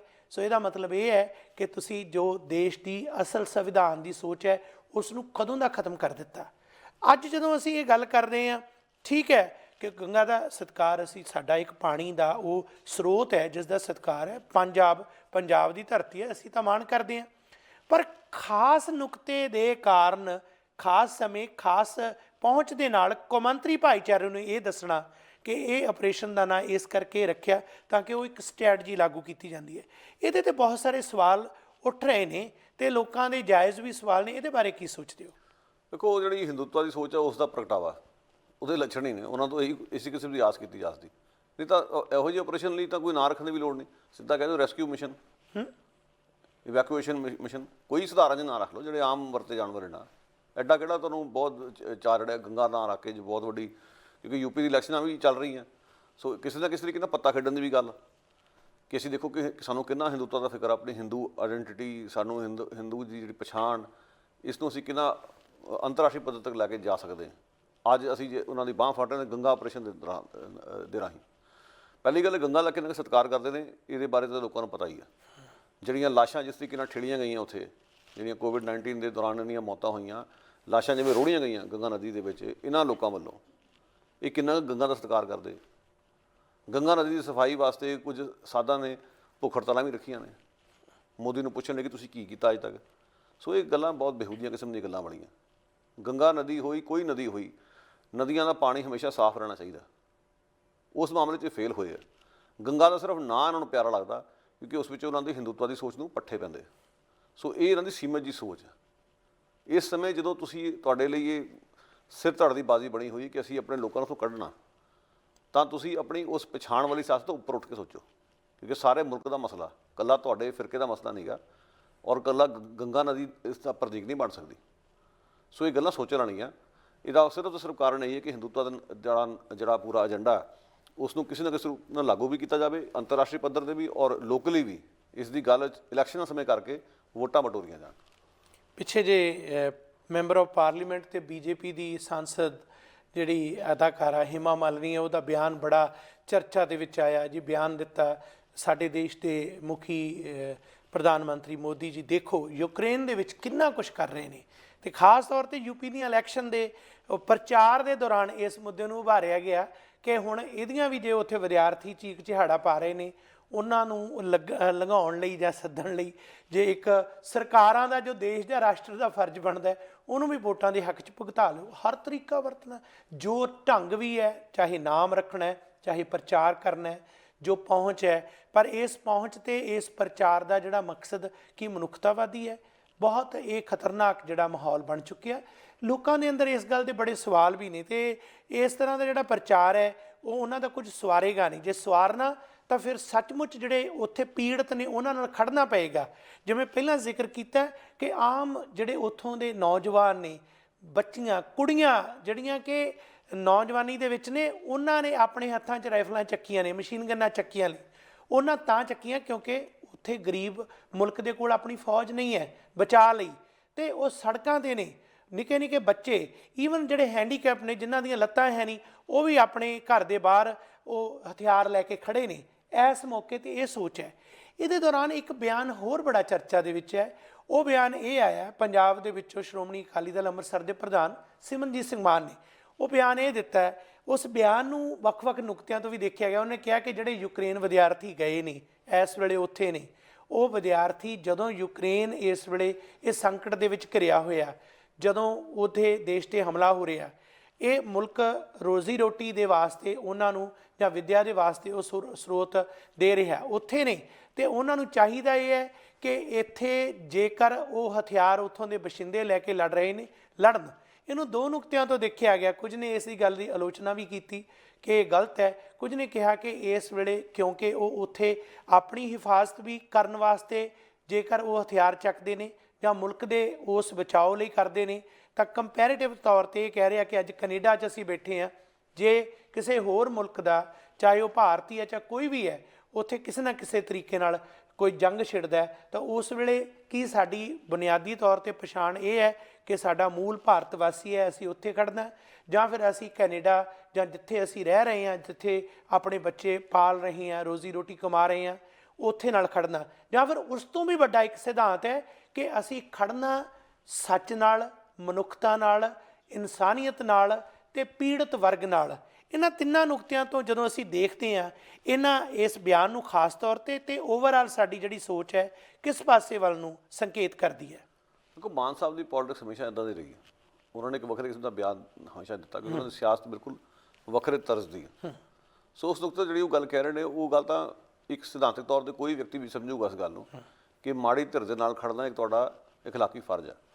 ਔਰ ਮਾਨ ਸਾਹਿਬ ਦਾ ਰਿਕਾਰਡ ਬੋਲਦਾ ਕਿ ਹਿੰਦੁਸਤਾਨ ਦੇ ਵਿੱਚ ਵੀ ਜਿਹੜੀਆਂ ਕੌਮਾਂ ਦੀਆਂ ਲੜਾਈਆਂ ਚੱਲ ਰਹੀਆਂ, ਉੱਥੇ ਹਮੇਸ਼ਾ ਉਹਨਾਂ ਨੇ ਉਹਨਾਂ ਲੜਾਈਆਂ ਦੀ ਸਪੋਰਟ ਕੀਤੀ ਹੈ, ਚਾਹੇ ਕਸ਼ਮੀਰ ਦੀ ਹੋਵੇ, ਚਾਹੇ ਅਸਮ ਦੀ ਹੋਵੇ, ਚਾਹੇ ਤ੍ਰਿਪੁਰਾ ਦੀ, ਕਿੱਥੋਂ ਦੀ ਹੋਵੇ। ਪਰ ਸਵਾਲ ਇਹ ਪੈਦਾ ਹੁੰਦਾ ਕਿ ਕੀ ਇੰਡੀਅਨ ਸਟੇਟ ਤੋਂ ਅਸੀਂ ਇਸ ਗੱਲ ਦੀ ਆਸ ਕਰ ਸਕਦੇ ਹਾਂ? ਇਹ ਤਾਂ ਗੱਲ ਕਲੀਅਰ ਹੈ ਕਿ ਉਹਨਾਂ ਨੇ ਵਿੱਚ ਵਿਚਾਰ ਵਾਲਾ ਸਟੈਂਡ ਲੈ ਲਿਆ ਕਿਉਂਕਿ ਆਪਣੀ ਚੰਬ ਬਚਾ ਰਹੇ। ਇੱਕ ਤਰੀਕੇ ਨਾਲ ਰਸ਼ੀਆ ਦੇ ਉਲਟ ਨਹੀਂ ਜਾ ਰਹੇ ਹੋ, ਇਹ ਤਾਂ ਗੱਲ ਕਲੀਅਰ ਹੋਣੀ ਚਾਹੀਦੀ ਤੁਹਾਨੂੰ। ਰਸ਼ੀਆ ਦੇ ਉਲਟ ਤੋਂ ਜਾ ਹੀ ਨਹੀਂ ਰਹੇ, ਉਲਟਾ ਉਹਨਾਂ ਦੇ ਨਾਲ ਨੇ, ਸਿਰਫ ਚੁੱਪ ਰਹਿ ਕੇ ਨਾਲ ਨੇ। ਤੇ ਯੂਕਰੇਨ ਦੇ ਹੱਕ 'ਚ ਹੈ ਹੀ ਨਹੀਂ, ਇਹ ਤਾਂ ਗੱਲ ਸਪਸ਼ਟ ਹੋ ਚੁੱਕੀ। ਜੇ ਹੱਕ 'ਚ ਹੋਣਾ ਹੁੰਦਾ ਕਦੋਂ ਦੇ ਹੋ ਜਾਂਦੇ। ਪਰ ਮੋਦੀ ਕਿਸ ਮੂੰਹ ਨਾਲ ਯੂਕਰੇਨ ਦੇ ਨਾਲ ਖੜੂਗਾ? ਮੋਦੀ ਤਾਂ ਖੁਦ ਉਸ ਸਿਆਸਤ ਦੀ ਪ੍ਰਤੀਨਿਧਤਾ ਕਰਦਾ ਜਿਸ ਦੇ ਤਹਿਤ ਕਸ਼ਮੀਰ ਨੂੰ ਨੱਪਿਆ ਗਿਆ, ਅਨੇਕਾਂ ਹੋਰ ਹਿੰਦੁਸਤਾਨ ਦੇ ਕੌਮੀਅਤਾਂ ਨੂੰ ਨੱਪਿਆ ਗਿਆ, ਜਿਨ੍ਹਾਂ ਨੇ ਵੱਖ-ਵੱਖ ਥਾਵਾਂ 'ਤੇ ਜਿੱਥੇ ਵਿਰੋਧ ਦੀਆਂ ਆਵਾਜ਼ਾਂ ਉੱਠੀਆਂ ਉਹਨੂੰ ਦਬਾਉਣ ਲਈ ਕਿਸ ਤਰ੍ਹਾਂ ਦੇ ਜ਼ਬਰ ਕੀਤੇ ਨੇ, ਉਹਨਾਂ ਦੀ ਪ੍ਰਤੀਨਿਧਤਾ ਕਰਦਾ। ਸੋ ਇੰਡੀਅਨ ਸਟੇਟ ਤੋਂ ਜਾਂ ਉਸ ਦੇ ਆਕਾ ਤੋਂ ਇਹ ਆਸ ਨਹੀਂ ਕੀਤੀ ਜਾ ਸਕਦੀ ਕਿ ਉਹ ਯੂਕਰੇਨ ਦੇ ਲੋਕਾਂ ਨਾਲ ਖੜਨਗੇ। ਔਰ ਜੋ ਖੜਦੇ ਵੀ ਨੇ ਤਾਂ ਉੱਥੇ ਵੀ ਇਖਲਾਕੀ ਸਵਾਲ ਉੱਠਣੇ ਚਾਹੀਦੇ ਕਿ ਤੁਸੀਂ ਖੜ ਗਏ ਯੂਕਰੇਨ ਲਈ, ਫਿਰ ਕਸ਼ਮੀਰੀਆਂ ਲਈ ਵੀ ਖੜੋ, ਫਿਰ ਤੁਸੀਂ ਅਸਾਮ ਵਾਲਿਆਂ ਲਈ ਵੀ ਖੜੋ, ਫਿਰ ਪੰਜਾਬ ਵਾਲਿਆਂ ਲਈ ਵੀ ਖੜੋ, ਫਿਰ ਤੁਸੀਂ ਉਹਨਾਂ ਲੋਕਾਂ ਲਈ ਖੜੋ ਜਿਹੜੇ ਘੱਟ ਗਿਣਤੀਆਂ ਨਾਲ ਜੁੜੇ ਹੋਏ ਨੇ, ਜਿਨ੍ਹਾਂ ਨਾਲ ਰੋਜ਼ ਜ਼ੁਲਮੋ ਸਿਤਮ ਹੋ ਰਿਹਾ। ਪਰ ਇੰਡੀਆ ਉਹ ਪੋਜੀਸ਼ਨ ਲੈ ਨਹੀਂ ਸਕਦਾ, ਨਾ ਉਸ ਦੀ ਹਾਲਤ 'ਚ ਹੈ, ਨਾ ਇਖਲਾਕੀ ਤੌਰ 'ਤੇ ਉਸ ਨੂੰ ਇਸ ਗੱਲ ਦਾ ਅਧਿਕਾਰ ਹੈ। ਇਹ ਤਾਂ ਹੁਣ ਸਵਾਲ ਆ ਗਿਆ ਸਿਰਫ ਹਿੰਦੁਸਤਾਨ ਦੇ ਉਹਨਾਂ ਬੱਚਿਆਂ ਦਾ ਜਿਹੜੇ ਉੱਥੇ ਪੜ੍ਹਨ ਗਏ ਆ, ਕਿ ਤੁਸੀਂ ਉੱਥੇ ਉਹਨਾਂ ਦਾ ਲੂਣ ਖਾਧਾ, ਜੋ ਮਾਨ ਸਾਹਿਬ ਕਹਿੰਦੇ ਆ, ਫਿਰ ਨਾਲ ਖੜੋ ਉਹਨਾਂ ਦੇ। ਕਿਉਂਕਿ ਵਾਕਈ ਉਹ ਜਿਹੜੀਆਂ ਤਸਵੀਰਾਂ ਅਸੀਂ ਵੇਖਦੇ ਹਾਂ ਯੂਕਰੇਨ ਦੇ ਜਿਹੜੇ ਆਮ ਲੋਕ ਨੇ, ਬਾਲੜੀਆਂ ਉਹਨਾਂ ਦੀਆਂ, ਜਵਾਨ ਔਰਤਾਂ, ਜਿਹੜੇ ਬਜ਼ੁਰਗ ਵੀ ਕਈ ਜਿਨ੍ਹਾਂ ਨੇ ਹਥਿਆਰ ਚੁੱਕ ਲਏ, ਖਾਬ ਆਪਣਾ ਸਿੱਧੀ ਲੜਾਈ ਦੇ ਲਈ ਤਿਆਰ ਹੋ ਗਏ ਨੇ ਰੂਸ ਦੇ ਨਾਲ। ਇਹ ਜਜ਼ਬਾ ਹੈ, ਇਹ ਰਹਿੰਦੀ ਦੁਨੀਆ ਯਾਦ ਕਰੂਗੀ ਇਹਨਾਂ ਗੱਲਾਂ ਨੂੰ। ਜੋ ਤਸਵੀਰਾਂ ਸਾਹਮਣੇ ਲੋਕਾਂ ਦੇ ਆਉਣਗੀਆਂ, ਲੰਮੇ ਸਮੇਂ ਤੱਕ ਉਹ ਤਸਵੀਰਾਂ ਲੋਕਾਂ ਦੇ ਮਨਾਂ ਦੇ ਵਿੱਚ ਉਕਰੀਆਂ ਰਹਿਣਗੀਆਂ। ਇੱਕ ਮਾਡਲ ਉੱਥੋਂ ਦੀ, ਉਹਨੇ ਹਥਿਆਰ ਚੁੱਕ ਲਿਆ। ਸੋ ਇਸ ਗੱਲ ਦਾ ਸੂਚੇਗਾ ਕਿ ਉਹ ਉਸ ਦੇਸ਼ ਦੇ ਵਿੱਚ ਉੱਥੋਂ ਦੇ ਨਾਗਰਿਕਾਂ ਕੋਲ ਸਿਵਾਏ ਲੜ ਮਰਨ ਦੇ ਹੋਰ ਕੋਈ ਚਾਰਾ ਰਹਿ ਨਹੀਂ ਗਿਆ। ਇਸ ਮੌਕੇ 'ਤੇ ਇਖਲਾਕੀ ਫਰਜ਼ ਸਾਰੇ ਸੰਸਾਰ ਦਾ ਬਣਦਾ ਕਿ ਉਹਨਾਂ ਦੇ ਨਾਲ ਖੜੋ। ਪਰ ਇਖਲਾਕ ਹੈ ਕਿਹਦੇ ਕੋਲ? ਕੀ ਮੋਦੀ ਕੋਲ ਇਖਲਾਕ ਹੈ ਵਾਲਾ, ਜਾਂ ਅਮਰੀਕਾ ਕੋਲ ਇਖਲਾਕ ਹੈ? ਅਮਰੀਕਾ ਖੁਦ ਜ਼ਬਰ ਕਰਦਾ ਰਿਹਾ। ਆਹ ਜਿਹੜੇ BC ਵਿੱਚ ਜਿਨ੍ਹਾਂ ਨੇ ਦਾਰੂ ਬੰਦ ਕਰਤੀ ਰੂਸ ਦੀ, ਇਹਨਾਂ ਨੂੰ ਪੁੱਛੇ ਕਿ ਆਹੀ ਜਿਹੜੇ ਕੈਵਿਨ ਫਾਲਕਨ ਨੇ, ਜਿਹੜੇ ਵਿਰੋਧੀ ਪਾਰਟੀ ਦੇ ਨੇਤਾ ਨੇ, ਜਿਹੜੇ ਕਹਿ ਰਹੇ ਨੇ ਕਿ ਮੈਂ ਇਸ ਗੱਲ ਦੀ ਮੰਗ ਕੀਤੀ ਸੀ ਕਿ ਰੂਸੀ ਸ਼ਰਾਬ ਜਿਹੜੀ ਹੈ ਸਟੋਰਾਂ 'ਚ ਚੱਕੀ ਜਾਵੇ, ਔਰ ਜੌਨ ਹੌਰਗਨ ਨੇ ਮੇਰੀ ਗੱਲ ਨੂੰ ਮੰਨਿਆ, ਉਹਨਾਂ ਦਾ ਬਹੁਤ ਧੰਨਵਾਦ। ਇੱਕ ਦੂਜੇ ਨੂੰ ਵਧਾਈਆਂ ਦੇ ਰਹੇ। ਪਰ ਸਵਾਲ ਪੈਦਾ ਹੁੰਦਾ ਕਿ ਇਹਨਾਂ ਦੀ ਲਿਬਰਲ ਸਰਕਾਰ ਸੀ BC ਦੇ ਵਿੱਚ, ਜਦੋਂ ਇਰਾਕ 'ਤੇ ਅਮਰੀਕਾ ਨੇ ਹਮਲਾ ਕੀਤਾ ਸੀ, ਔਰ ਉਸ ਹਮਲੇ ਦਾ ਕੈਨੇਡਾ ਸਰਕਾਰ ਨੇ ਸਿਧਾਂਤਕ ਵਿਰੋਧ ਕੀਤਾ ਸੀ। ਬਾਵਜੂਦ ਇਸ ਦੇ BC ਦੇ ਵਿੱਚ ਕੋਈ ਅਸੀਂ ਨਹੀਂ ਸੁਣਿਆ ਕਿ ਅਮਰੀਕਾ ਦੀ ਸ਼ਰਾਬ ਬੰਦ ਕੀਤੀ ਗਈ ਹੋਵੇ। ਔਰ ਫਿਰ ਡਰਾਮੇਬਾਜ਼ੀ ਵੇਖੋ, ਸ਼ਰਾਬ ਦੇ ਤਾਂ ਰੋਕ ਲਾਤੀ ਹੈ, ਜਿਹੜਾ ਤੇਲ ਉੱਥੋਂ ਆ ਰਿਹਾ ਉਹਦੇ ਬਾਰੇ ਕੀ ਹੈ? ਸੋ ਇਹ ਜਿਹੜੀਆਂ ਗੱਲਾਂ ਨੇ ਨਾ, ਹਾਥੀ ਦੰਦ ਵਿਖਾਉਣ ਦੇ ਹੋਰ ਅਤੇ ਖਾਣ ਦੇ ਹੋਰ, ਹਿਊਮਨ ਰਾਈਟਸ ਦੇ ਨਾਂ 'ਤੇ ਫੈਸ਼ਨ ਜਿਹੜਾ ਚਲਾਇਆ ਜਾ ਰਿਹਾ, ਇਸ ਤੋਂ ਲੋਕਾਂ ਨੂੰ ਬਹੁਤ ਸੁਚੇਤ ਰਹਿਣ ਦੀ ਲੋੜ ਹੈ।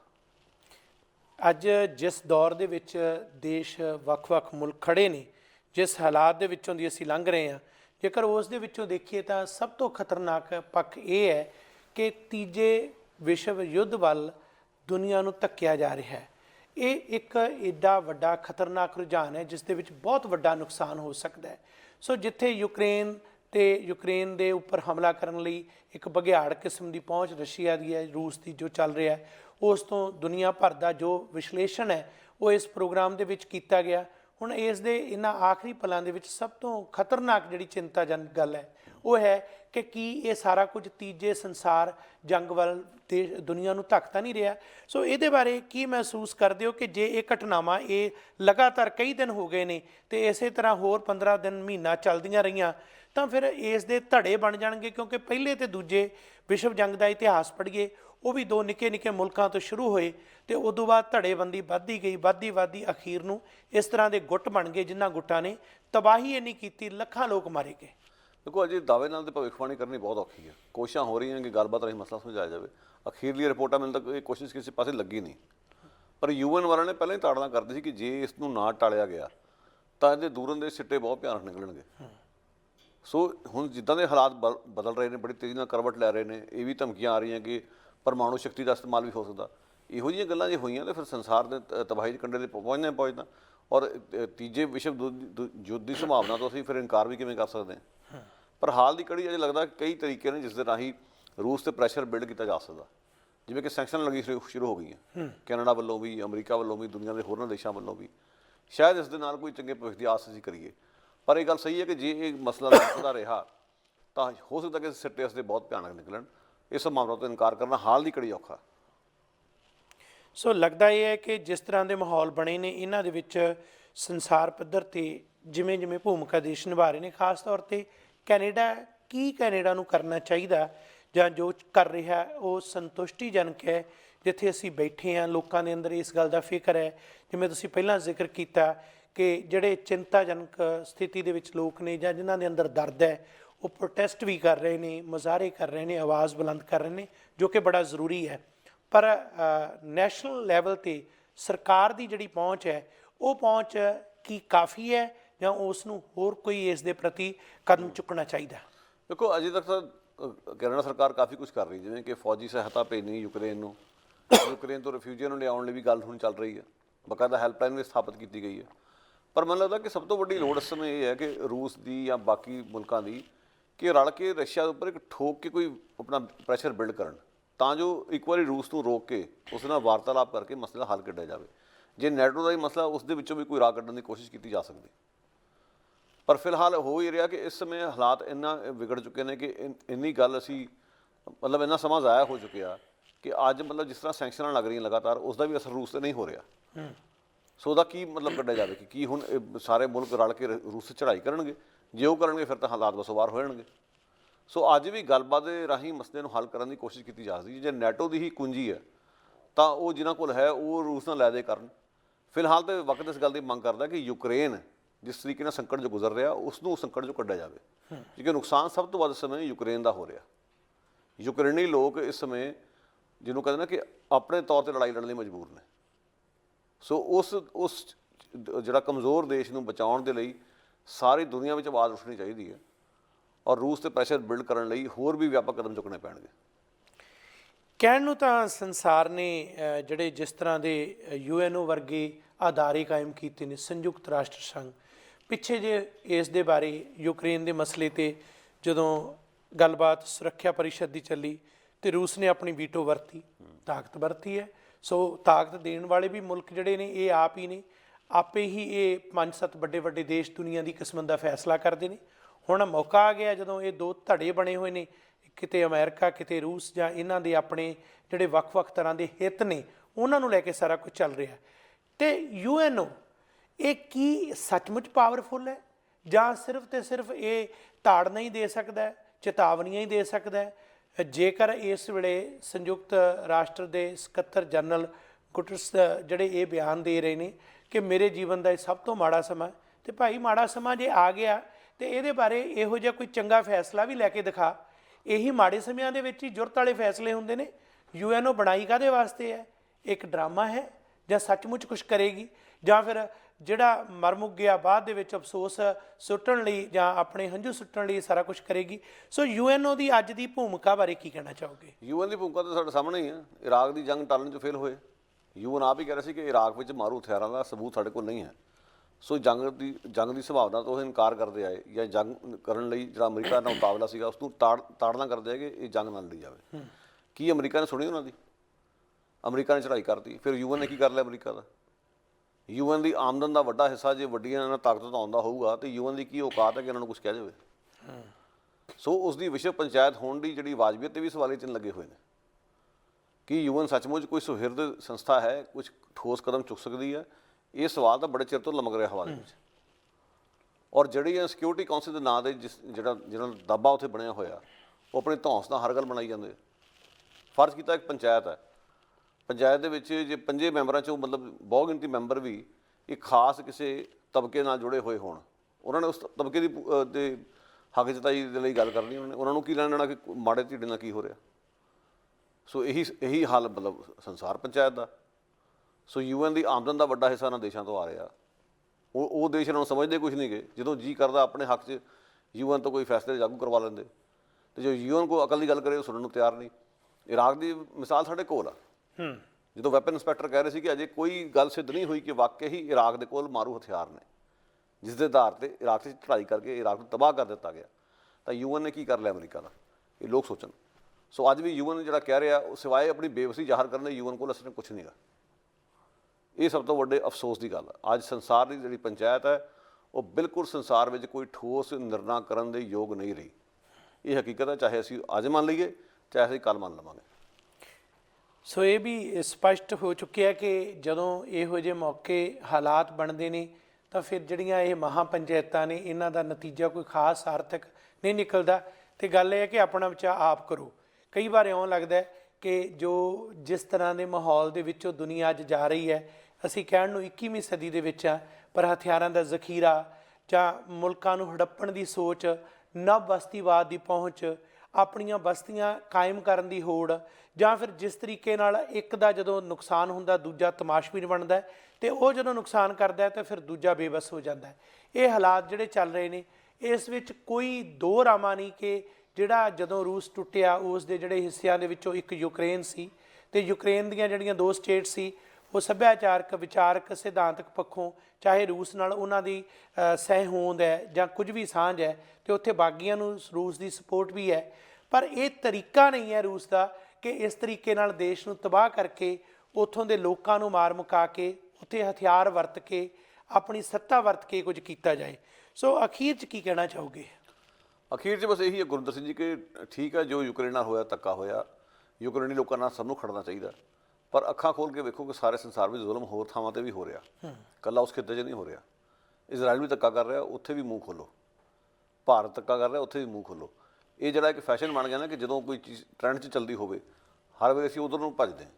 ਹੁਣ ਯੂਕਰੇਨ ਦੇ ਮਾਮਲੇ 'ਚ ਸਾਡੇ ਕਿੰਨੇ ਸਿਆਸਤਦਾਨ ਬੋਲ ਰਹੇ, ਬੜੇ ਬਿਆਨ ਆ ਰਹੇ ਨੇ ਵੱਡੇ ਵੱਡੇ ਉਹਨਾਂ ਦੇ, ਪਰ ਜਦੋਂ ਫਲਸਤੀਨ ਦੀ ਗੱਲ ਆਉਂਦੀ ਹੈ ਇਹੀ ਸਿਆਸਤਦਾਨ ਚੁੱਪ ਹੁੰਦੇ, ਉਦੋਂ ਬੋਲਦੇ ਤੱਕ ਨਹੀਂ ਗਏ। ਸ਼ਰਾਬਾਂ ਬੈਨ ਕਰਦੀਆਂ ਰੂਸ ਦੀਆਂ, ਬਹੁਤ ਚੰਗੀ ਗੱਲ ਆ, ਪਰ ਇਜ਼ਰਾਈਲੀ ਸ਼ਰਾਬ ਵੀ ਬੈਨ ਕਰੋ। ਜੇ ਹੈ ਦਮ ਤੁਹਾਡੇ 'ਚ ਭਾਰਤ ਦੀਆਂ ਸ਼ਰਾਬਾਂ ਵੀ ਬੈਨ ਕਰੋ, ਜਿੱਥੇ ਕਦੋਂ ਦਾ ਜ਼ੁਲਮ ਹੁੰਦਾ ਆ ਰਿਹਾ ਉਹਨਾਂ ਦੀਆਂ ਸ਼ਰਾਬਾਂ ਇੱਥੇ ਸਟੋਰਾਂ 'ਚ ਵਿਕਦੀਆਂ ਨੇ ਔਰ ਤੁਹਾਡਾ ਮੂੰਹ ਚੜਾਉਂਦੀਆਂ ਨੇ। ਸੋ ਇਹ ਗੱਲਾਂ ਜਿਹੜੀਆਂ ਨੇ ਨਾ ਇਹ ਇੱਕ ਪਾਸੜ ਜੀ ਪਹੁੰਚ, ਇਸ ਤੋਂ ਉੱਪਰ ਉੱਠਣ ਦੀ ਲੋੜ। ਬਹੁਤ ਸ਼ੁਕਰੀਆ ਜੀ, ਧੰਨਵਾਦ। ਅਖੀਰ ਦੇ ਵਿੱਚ ਸਭ ਤੋਂ ਵੱਡੀ ਗੱਲ ਇਹ ਹੈ ਕਿ ਸਿਧਾਂਤ ਇਹ ਹੈ ਕਿ ਆਪਣੇ ਆਪਣੇ ਧਰਤੀ ਦੇ ਜਿਹੜੇ ਹਿੱਸੇ 'ਚ ਅਸੀਂ ਰਹਿੰਦੇ ਹਾਂ, ਅਸੀਂ ਮਨੁੱਖਤਾਵਾਦੀ ਸੋਚ ਤੇ ਪਹਿਰੇਦਾਰ ਬਣੀਏ। ਉਹਨਾਂ ਧੜੇਬੰਦੀਆਂ ਜਾਂ ਉਹਨਾਂ ਗੁੱਟਾਂ ਨੂੰ ਛੱਡੀਏ ਜਿਹੜੇ ਗੁੱਟ ਇੱਕ ਨੂੰ ਆਧਾਰ ਬਣਾ ਕੇ ਦੂਜੇ ਤੇ ਹਮਲਾ ਕਰਦੇ ਨੇ। ਸਿਰਫ ਇੱਕੋ ਹੀ ਨੁਕਤਾ ਰੱਖੀਏ, ਉਹ ਹੈ ਕਿ ਜੋ ਗੁਰਬਾਣੀ ਦਾ ਸਾਡਾ ਸਿਧਾਂਤ ਹੈ ਕਿ ਪੀੜਤ ਦੇ ਨਾਲ ਖੜਨਾ, ਜਿਹੜਾ ਜ਼ੋਰਾਵਰ ਹੈ, ਜਿਹੜਾ ਧੱਕੇ ਕਰਦਾ ਹੈ, ਉਸ ਦੇ ਖਿਲਾਫ ਡਟਣਾ। ਅੱਜ ਧੱਕਾ ਬਿਨਾਂ ਸ਼ੱਕ ਰੂਸ ਕਰ ਰਿਹਾ ਹੈ ਤੇ ਯੂਕਰੇਨ ਤੇ ਕਰ ਰਿਹਾ। ਉਹਦੇ ਕੀ ਕਾਰਨ ਨੇ, ਵਜ੍ਹਾ ਕੀ ਹੈ, ਜਾਂ ਪਹਿਲਾਂ ਕਿਸੇ ਨੇ ਨਹੀਂ ਰੋਕਿਆ, ਜਾਂ ਪਹਿਲਾਂ ਜੋ ਲੋਕਾਂ ਨੇ ਅਮਰੀਕਾ ਵਰਗੇ ਜਾਂ ਬਾਕੀ ਦੇਸ਼ਾਂ ਨੇ ਕੀਤਾ ਉਹਨੂੰ ਦੁਹਰਾ ਰਿਹਾ, ਇਹ ਮਸਲਾ ਨਹੀਂ ਹੈ। ਮਸਲਾ ਹੁਣ ਕੀ ਹੈ ਕਿ ਉੱਥੇ ਜਿਹੜੇ ਬਲਦੀ ਦੇ ਬੂਥੇ ਦੇ ਵਿੱਚ ਬੈਠੇ ਨੇ ਯੂਕਰੇਨ ਵਾਸੀ, ਉਹਨਾਂ ਨੂੰ ਬਚਾਉਣਾ, ਉਹਨਾਂ ਦੇ ਲਈ ਹਾਂ ਦਾ ਨਾਰਾ ਮਾਰਨਾ, ਇਹ ਇੱਕ ਅੱਜ ਦੇ ਸਮੇਂ ਦੀ ਲੋੜ ਹੈ। ਸੋ ਅਸੀਂ ਜਿਹੜੇ ਵਨ ਵਾਇਸ ਵਾਲੇ ਦਪਿੰਦਰ ਕੌਰ ਸਰਾਂ ਜੀ ਤੇ ਸਮੂਹ ਜਿਹੜੇ ਨੌਜਵਾਨ ਵਰਗ ਦੇ ਕੈਨੇਡਾ ਵਾਸੀ ਪ੍ਰਤੀਕ ਬਣ ਕੇ ਇਹ ਆਵਾਜ਼ ਉਠਾ ਰਹੇ ਨੇ 6 ਮਾਰਚ ਨੂੰ, ਜੋ ਕਿ ਐਤਵਾਰ ਨੂੰ ਸ਼ਾਮ ਨੂੰ 6 ਵਜੇ ਹਾਲੈਂਡ ਪਾਰਕ ਦੇ ਵਿੱਚ ਇਕੱਠ ਕਰ ਰਹੇ ਨੇ, ਇਸ ਖਾਤਰ ਕਿ ਆਓ ਪੀੜਤਾਂ ਨਾਲ ਖੜੀਏ। ਤੇ ਨੀਲੇ ਪੀਲੇ ਵਸਤਰਾਂ ਦੀ ਗੱਲ ਵੀ ਇਹ ਕਿਉਂਕਿ ਯੂਕਰੇਨ ਦਾ ਇਹ ਝੰਡਾ ਹੈ, ਇਹ ਗੱਲ ਇੱਕ ਇਤਿਹਾਸਕ ਹੈ, ਸਾਨੂੰ ਉਸ ਦਾ ਹਿੱਸਾ ਬਣਨਾ ਚਾਹੀਦਾ। ਪਰ ਹਿੱਸਾ ਬਣਦੇ ਇਹ ਖਿਆਲ ਰੱਖਣਾ ਚਾਹੀਦਾ ਕਿ ਮਸਲਾ ਯੂਕਰੇਨ ਦਾ ਨਹੀਂ, ਜਦੋਂ ਵੀ ਕਿਸੇ ਵੱਲੋਂ ਵੀ ਕਿਸੇ ਨਾਲ ਧੱਕਾ ਹੁੰਦਾ, ਇਹ ਆਵਾਜ਼ ਹਰ ਵੇਲੇ ਉਦੋਂ ਉਠਾਉਣੀ ਬਣਦੀ ਹੈ। ਪਿਕ ਐਂਡ ਚੂਜ਼ ਦੀ ਰਾਜਨੀਤੀ ਸਿਆਸਤਦਾਨਾਂ ਦੀ ਮਜਬੂਰੀ ਹੋ ਸਕਦੀ ਹੈ, ਪਰ ਆਓ ਆਪਾਂ ਲੋਕ ਸਾਰੇ ਇਕੱਠੇ ਹੋਈਏ। ਸੋ ਇਹੋ ਜਿਹੇ ਉਪਰਾਲੇ ਦੇ ਵਿੱਚ ਖੁਦ ਸ਼ਾਮਲ ਹੋਈਏ। ਇਹਨਾਂ ਸ਼ਬਦਾਂ ਨਾਲ ਆਪ ਸਾਰਿਆਂ ਦਾ ਤਹਿ ਦਿਲੋਂ ਸ਼ੁਕਰੀਆ। ਸਾਡਾ ਹਰ ਇੱਕ ਪ੍ਰੋਗਰਾਮ ਵੇਖਣ ਤੇ ਸਾਡੇ ਨਾਲ ਜੁੜਨ ਲਈ ਸਬਸਕ੍ਰਾਈਬ ਕਰੋ ਚੈਨਲ ਪੰਜਾਬੀ ਤੇ ਨੋਟੀਫਿਕੇਸ਼ਨ ਲਈ ਬੈਲ ਆਈਕਨ ਵਾਲੇ ਬਟਨ ਤੇ ਕਲਿੱਕ ਕਰੋ।